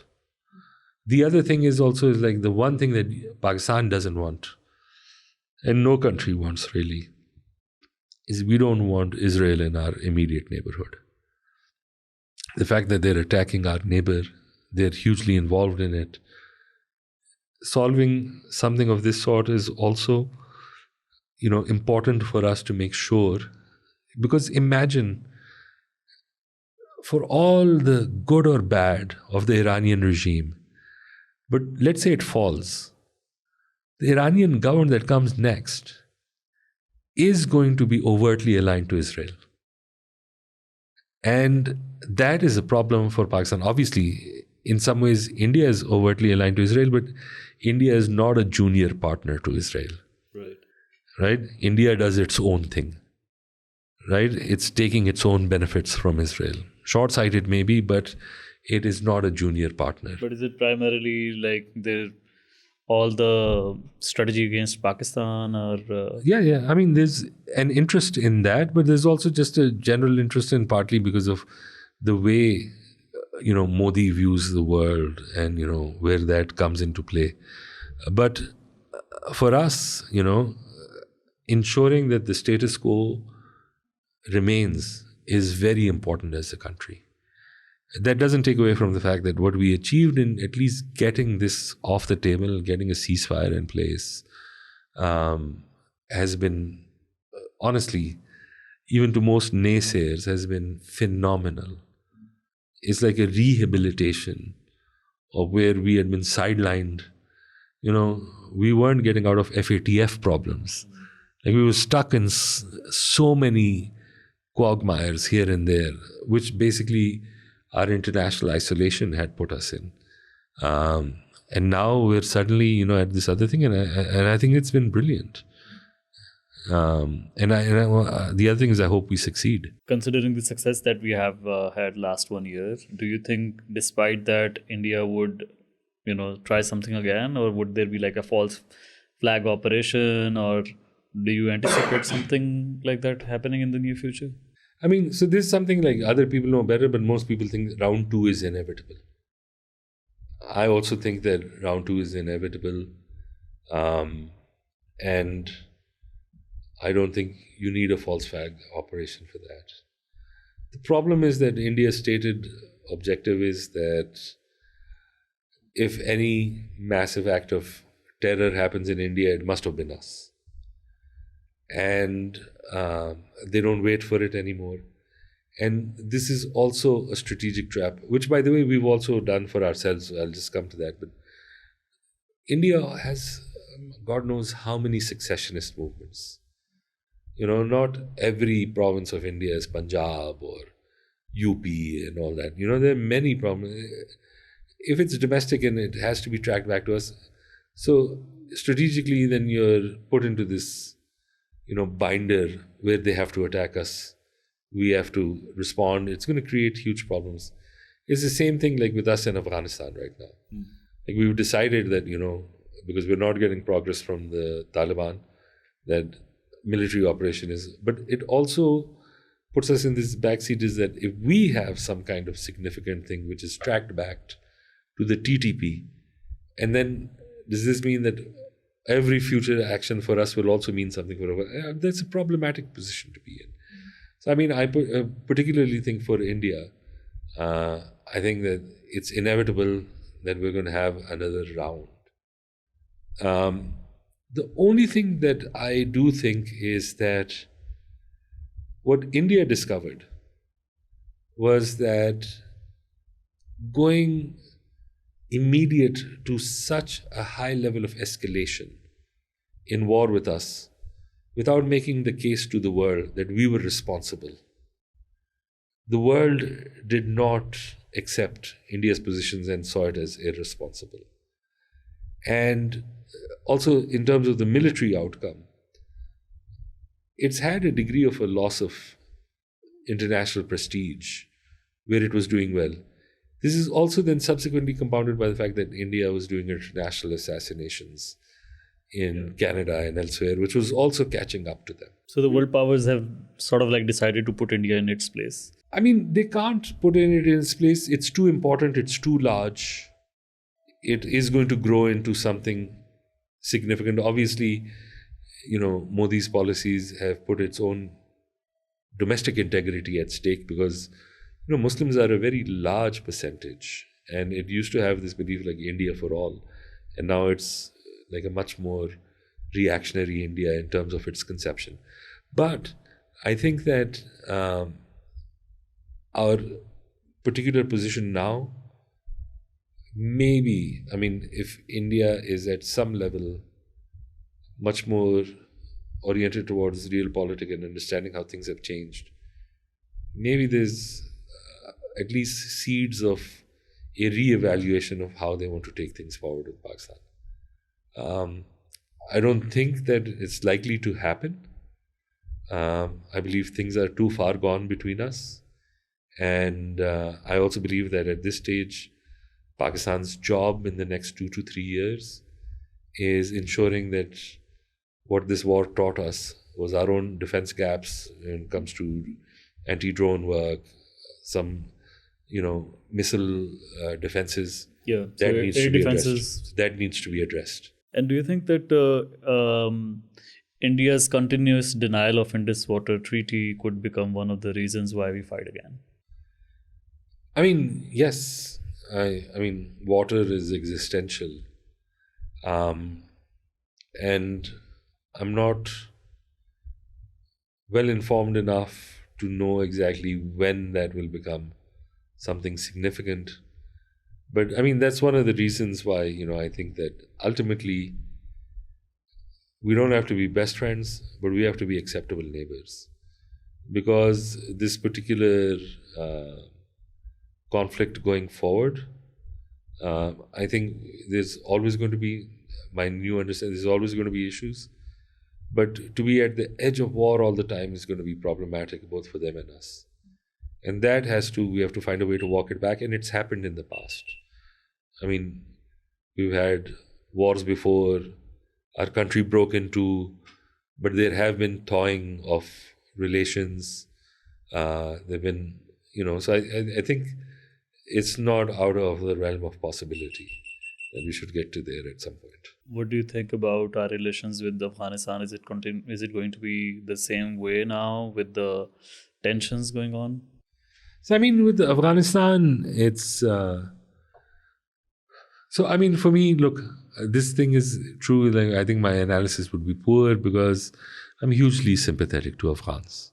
I think they've had the worst time. The Afghans that we had in KP while growing up, I hugely respected them, honorable people.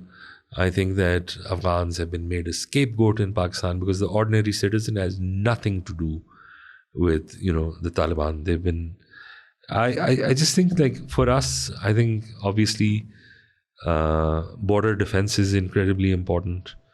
I think it is a massive issue that the TTP can operate out of Afghanistan. But we've tried now what we're doing, which is military operations. But the Taliban are not a group that is cut out to run a state. You need to give them a war for them to be effective. So they're like war economy strong. Yeah, their war economy strong. And that's the problem I have with this particular approach.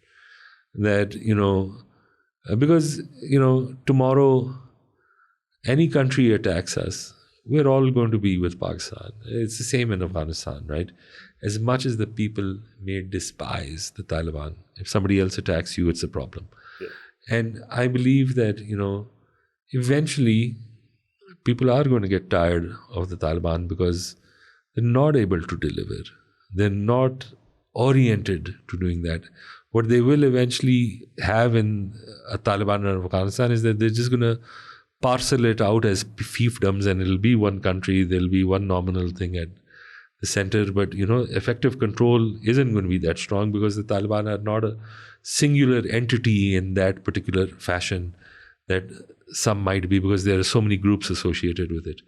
So, I don't have an answer to this, but I think this is one of the tragedies that, it's come to this point where some of it also has to do with our own mistakes and, frankly, arrogance. Like, when the Americans left and we're talking about, the shackles of slavery are gone and, we're going to have tea there and all that, without realizing that, this is going to potentially go really wrong, because they are going to want to exert their own influence. The Taliban are built around war, they're built around, regressive ideas. So, I just think that figuring this one out is difficult. So we've tried the kinetic option, and now let's hope that we can find a way to put this together and to, work it out in a way that's not that. And the other way, of course, is just to make sure ingress is impossible. But our border is too long. And so in near future, do you think it is going to be same within South Asia, between Afghanistan, India, Pakistan, Bangladesh, the tensions? Do you think it is going to diffuse at any point soon, or is it going to continue the way it is? I think there's potential for having at least some kind of improvement with Afghanistan. With India, a good situation is even if we just don't talk to one another, but we don't do anything to one another. And with Bangladesh, things are really rosy, because in their rejection of their old rulers, they've now, who were explicitly pro-India, they've now looked to Pakistan, because a lot of their population blames the closeness with India as one way of making sure that, they break with the past. So, I think it's going to be a mixed bag. It's not going to be maybe extremely terrible. It won't be great, but it won't be too bad. At some point, everyone's going to realize that we can't keep this up forever. Okay.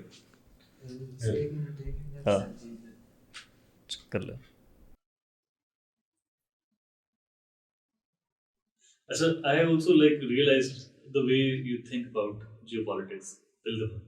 पहले मेरा कभी interest नहीं रहा, तो मुझे नहीं पता था, बट आई रियलाइज कि you try whatever information we have, we stick to that rather than imagining things or just conspiracies or nothing. Because the problem with conspiracy theories is it's too neat. Yeah. History is not like that. Right? It's never like that. Like if you look at the, Saudi would also love कि Iran बस खत्म हो जाए. But they realize right now that that's not good for us. ठीक है ना? UAE has no army, it has nothing. ठीक है? It's a big shopping mall. वो कहते हैं ख़त्म कर दो. उनको समझ ही नहीं है कि ये नहीं ख़त्म हो सकता. And no one's willing to accept कि अरबों में they're done with फ़लस्तीनी. वो कहते हैं अपना इंतज़ाम करो, अपना कोई घर बार देखो. Right? It's difficult for them to say this now, but if you think about it, 5 साल बाद, if they have some solution for या कोई तमीज़ से फ़लस्तीनी के साथ करेंगे, तो देखो, अमेरिका उनका बेस्ट फ्रेंड है, इजराइल अमेरिका का बेस्ट फ्रेंड है, और तीनों का दुश्मन ईरान है, तो फिर ट्रीटी तो होगी. So I think वही होता है कि sometimes when we're thinking, all these conspiracy theories, so they probably imagine that people are so strategic that they have thought through everything. How to play it out. I'm sure that वो कुछ religious fanatics definitely होंगे and वो सारी चीजें. But that is not the dominant. Okay. Because उनके दीन में बहुत कुछ है जो ये नहीं कर रहे. ठीक है ना? Christians तो कुछ भी नहीं कर रहे. Jews भी कुछ भी नहीं कर रहे. ठीक है ना? Jews तो फ्राइडे या संडे उस पर तो काम भी नहीं कर सकते, वो तो पिस्तौल भी नहीं चला सकते. Like it's a mix of everything. Pakistan जो है हमारी इस्लामिक कॉन्स्टिट्यूशन है. हम कहते हैं कि हमारा बम जो है ना वो दुनिया को हम वहाँ अफगानिस्तान को पीट रहे हैं. Because it makes sense for us. हम सोच रहे हैं कि बस ठीक है इनको यहाँ ख़राब करते हैं, rather than figuring. States don't work like that. Like you know, like ये जो यूएस का जैसी वॉर शुरू हुई, there was no one who believed कि ईरान ऐसे रिएक्ट करेगा. हम जो है ना, ये जो तुम्हारी बात है, we go back and we presume कि everyone made a neat decision. उसे पता था कि ये करेगा, ये करेगा और फिर ये होगा. I think that's partly also because the way history is written. That's the way history is written. That's the way, and plus we have, you know, reduced people. Yeah. ठीक है ना. वहाँ इंडिया जो है ना, इंडिया का मसला क्या है? इंडिया ने सोचा कि पाकिस्तान जो है ना ये भिखारी है, इससे पैसे मांगते हैं, उससे पैसे मांगते हैं. ठीक है ना, हम इसे टाइट करते हैं. ठीक है ना, ये अमेरिका से मदद मांगेंगे, चाइना से, दोनों कहेंगे नो. ठीक है, वो पाकिस्तान ने वापस कर दिया. It was arrogance. And I think Iran के केस में भी यही हुआ है ना कि they just presumed. And Iran, उसकी मेंटल कैलकुलस ये थी कि यार कि आयतुल्लाह को उड़ाएंगे ऊपर से. It's like killing the head and the rest of the लोग उड़ जाएंगे. वो वैसे भी तंग है इनसे. And you know that's why our problem in Afghanistan is also this. यार अफगानिस्तान में भी people hate the Taliban, but आपको पता लगे कि आपको अगर पाकिस्तान पे कल सऊदी हम पे बम मारे या इजराइल हम पे मारे, we are gonna hate both equally. हमें कोई परवाह नहीं. वो कहेंगे मुल्क पे अटैक हुए तो बस हम आसिम मुनीर के साथ है, हम शहबाज के साथ है. बिकॉज उस वक्त that's how normally people react. And specially I think मुझे लगता है कि जब when these super powers they also are delusional to some sense. तो यही वो थ्योरी है ना कि जब आपका पीक आ जाता है of your empire, that arrogance sets in, not believing. ठीक है ना, ये आधा चाइना को तो अमेरिका बना दिया था. जब we went to the moon, your iPhone 13 has 100 times more processing power than all that was available then. Or China can now make better than iPhones. Yeah. With Huawei and all that. So what you're saying is कि like एक तरह से China को China बनाने वाला भी America है. Yes. ठीक है ना. अब उनको ऐसा नहीं, अब नहीं. वो तो you know all these so when you say geopolitics ka jo the frame is that just think about what is happening, what we know, what are benefits, whatever, and this presumption ke like वो मुझे याद है कि ख़ासकर पाकिस्तान में अब इतना नहीं है. 20 साल से हमें पता लग गया कि अमेरिका कितना नालायक है. ठीक है ना. मिडल ईस्ट भी वार दिया. पहले वो तो था कि जो हो रहा है अमेरिका करवा रहा है.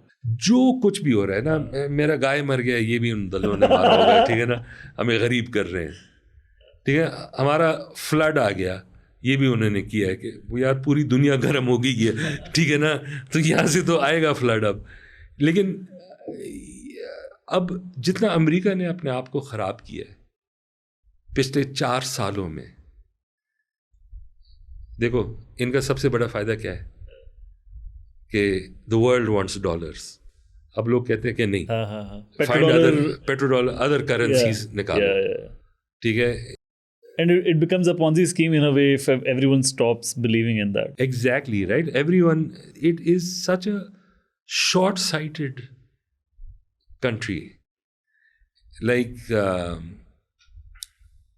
यही जो सारा देर एनालिस्ट सर्किट सब ने सोचा होगा कि ईरान ये भी कर सकता है, ये भी कर सकता है.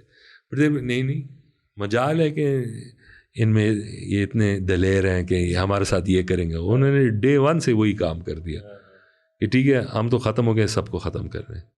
और उसमें तो फिर यूरोप भी कहे कि नहीं, हम क्यों ख़त्म हो जाएं, हम क्यों तेल महंगा लें एंड ऑल दैट. तो that's the whole issue right now. But I think वही the same mistake इंडिया ने भी की, like वो जो they flew कोई 80-85 planes हाँ पहले दिन ही, and then a lot of them were shot down as well. हाँ. So probably they were not expecting that. नहीं, they didn't expect it at all. मेरे ख्याल से पाकिस्तान भी तो थोड़ा कॉकी हो गया था ना after like ये conflict with India हाँ. and this immediate conflict with Afghanistan later on. तो you see, that's what I'm saying is like हम कॉकी हो गए थे ना कि यार अफगानिस्तान को हमने मुल्क समझा है. सेंट्रल अथॉरिटी तो American they only controlled half the country. The other half the Taliban controlled. They never controlled the whole country. Sir, ये कंधार and main जो areas हाँ ठीक है ना, इनके पास तो ये था. So हम भी कॉकी हो गए थे कि ठीक है हम भी इंडिया को हमने पेंटी, हम इनको पेंटी. ये मुल्क ही ऐसा नहीं है. काबल में तुम उड़ा दोगे लोग, ठीक है ना. वहाँ हेरात में कोई और है, वो तो वैसे भी चाह रहा था कि ये अमीर मर जाए, ये हमारा कंट्रोल का. सो एंड फिर लोग जो है ना वो तो यही कहेंगे कि यार हमारा मुल्क है, जो भी है इन्होंने बमबारी कर दी है. I think they made the Taliban stronger. और आपके ख्याल से जो ये टीटीपी के पॉइंट ऑफ व्यू से वो भी उनका जो कंट्रोल है पाकिस्तान के अंदर, वो भी इस वजह से ज़्यादा स्ट्रांग हो गया होगा? नहीं, वो तो रहेगा, वीक हो गया. वो बात पाकिस्तान की सही है कि तालिबान आर नॉट विलिंग कि टीटीपी पे कंट्रोल डाल दे. यहाँ हम पे अटैक भाग जाते हैं वहाँ, वो नहीं तैयार.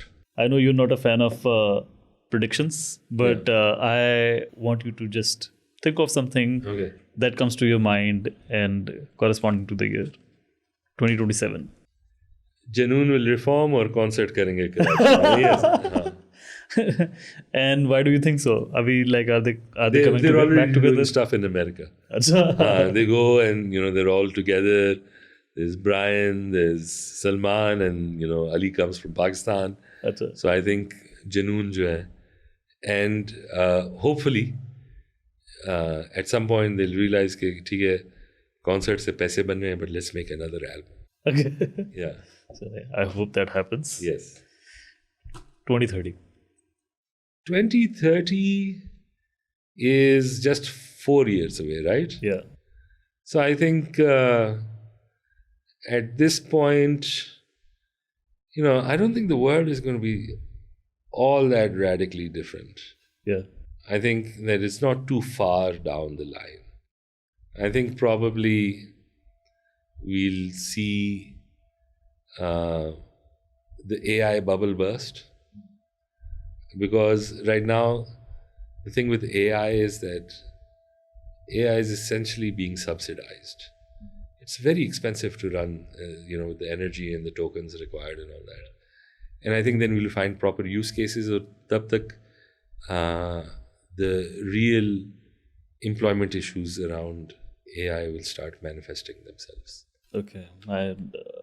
I think like there would be some autocorrection as well. Maybe we find other parts in the economy to grow. Right. Yeah. 2035. 2035. What could be in 2035? I would imagine, maybe I actually think that at this point, maybe China overtakes the US as the world's largest economy. Interesting. Yeah.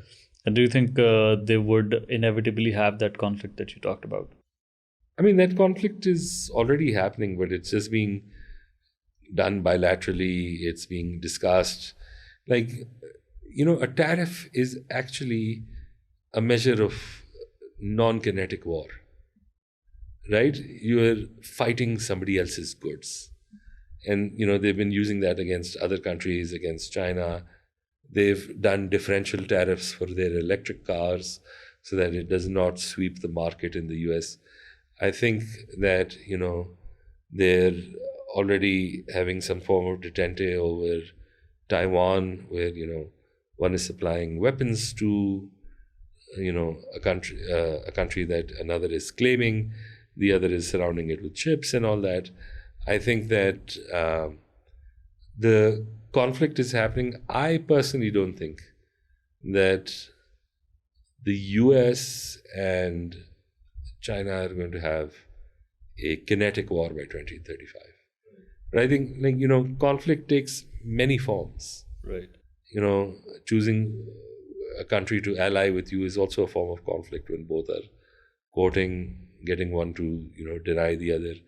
The fact that, China has so much control over a lot of rare earth materials and they're controlling, what goes to the US and all that.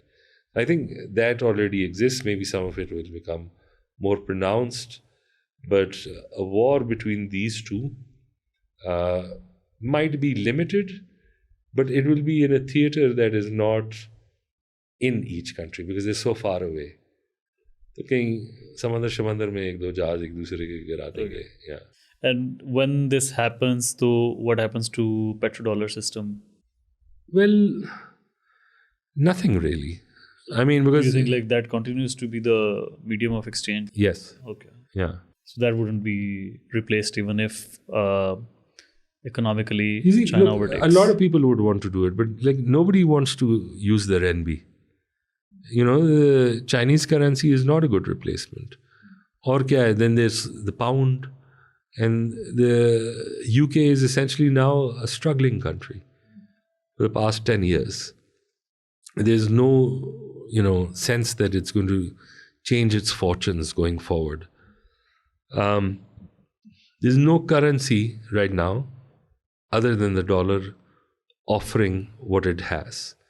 I do believe that, the share of the dollar as the world's great reserve currency will slowly keep reducing. But it's going to remain the dominant one, even in 2035. Right. So that wouldn't be like a lot of transformation in a way, the way things are today. So like 10 years down the line also, like more or less things would be similar. I believe they'll be similar. I believe that, China might have a more dominant position than it does right now, but it has a fairly good position right now. It's got a lot of influence in a lot of areas. I believe the US will recede because it's inevitable also. I mean, just its population isn't as large as India or China's, and it's got significant problems in its own democratic system right now. But I think the world will have become more multipolar, but America will remain A major power. a major power. Yeah. That doesn't change. That doesn't change. And it's partially because of the advantage geographically that they have. Geographically, and also, the change is difficult, right? The change, the systems, it's just convenient to work with them because even though they've become unpredictable lately, but by and large, the systems remain the same. So I think, obviously, the rise of China, if, India doesn't significantly get off track, Yeah. it's also going to have a much bigger role than it does right now. Countries, if Iran is able to escape, the chains around it, it's got a massive young population, it's got potential for growth. So there's a lot that can happen, but I don't see the whole structure of the world radically changing in 10 years. I think that process is going to take 30, 40 years. Right. And in 30, 40 years, like what radical change do you see? Then I think I'd probably see, America as less dominant around the world. I'd see, countries like Turkey, even Pakistan, India, Nigeria, if they get things right. There's going to be a lot more middle powers who have things right for themselves. The one thing that I've personally not understood is like in 40 years, with the exception of America, most of these countries that we know as relatively big are going to suffer from population collapse. And population collapse doesn't mean less people. It means, aging population. Aging population. It means economies that will contract. Demand goes down. Your ability to sustain your budgets become problematic as you care for a greater number of non-productive workers as people have aged in. And with less children, there's less dynamism in the economy, there's less consumption. So, I think it's inevitable that some of this is going to go. But I think the other mitigating thing, which is that all these countries that do have these populations where there is no population collapse because of their segmentation in their age profiles, is they're also the ones that are going to be most heavily affected by climate change. So there would be like mass migrations. So I think that might be an interesting thing, because there are parts, if you look at some of the projections, some parts of India, Pakistan will be uninhabitable. They'll be too hot to live in.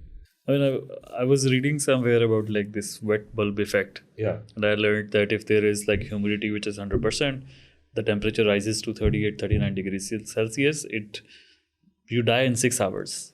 Yeah, because you see, you can't perspire essentially, right? Because if there's no ability of the atmosphere to take the sweat you're putting out, the transpiration effect doesn't happen. So you like a lot of coastal areas, especially, like they're more prone to be hit the hardest.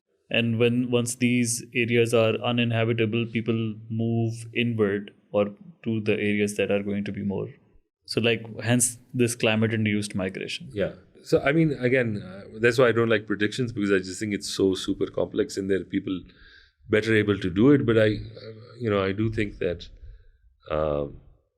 40 years, a lot will change, because, we'll see much more in the way of climate change. And then, what seems like fertility reductions will become, manifestly clear in terms of population collapse. And the interesting thing is that most of the countries that have population collapse impending are the ones who are most opposed to immigration. So this includes Europe? This includes Europe, this includes Japan. This includes, I don't know much about South Korea, but I presume they would be the same. The US is an exception to this, although there is a lot of anti-immigrant sentiment. But the one thing that I think is also manifestly clear is that no country has been able to deal with immigration properly, to assimilate. I think the US has done a good job, but Europe has also done a good job in some ways, but they've not been able to prevent the ghettoization of certain communities that has led to a lot of, reverse sentiment. There's a massive experiment that Germany did, post the Syria situation, where they took in a lot of people. So it's going to be interesting that these two particular forces are at one another. And then the other thing is that from certain immigrant categories of, let's say, from the Muslim world, their fertility rates are higher, which are also creating problems in these countries, because they see their own domestic populations reduce and finding that, the new immigrants are reproducing at a much higher rate. Yeah. Okay, before we conclude, I have a question that was actually asked by one of the previous guests. Yeah. So I'll just ask you that. If you could travel back in time, where would you go and why? If I could travel back in time. So I think it would be one of two. One is, sometimes when I read the works of, Plato and Aristotle, I'm shocked. Like, I just think that the quality of discourse is superior from a lot of what contemporary, societies have. So I'd like to see, that particular Greek civilization and to see like what is it that made them that way, because it is so spectacular. And actually now I have three. The second is I want to see how did they bring the blocks for the Pyramid of Giza. I just want to know how is that done. So over 2 million blocks, each weighing a lot. Like, I just want to know that, what was it? And sometimes like when you see certain, I mean, I haven't been to Egypt, but it's phenomenal how tall these structures are. And the third, I think, is I would love to have been a part of the 60s flower generation. Like, these are just crazy hippies who believe in love. Is that what was like LSD and that whole thing, right? Right. And it's just fascinating in some ways in how sweet and well-intended it was, how naive it was, but I just think it was so unique that I would have loved to have witnessed it. Yeah, they didn't want any wars. They didn't want. They were not too ambitious either. Like they material things के साथ उनका. बाल नहीं कंघी करते थे. चप्पल पहन के हर जगह जाते थे. So it would be interesting to be a part of that for a while. Fasi, thank you so much for your time. Thank you. It's always a pleasure to have you on the podcast, and I hope to see you soon again. Inshallah. Thank you.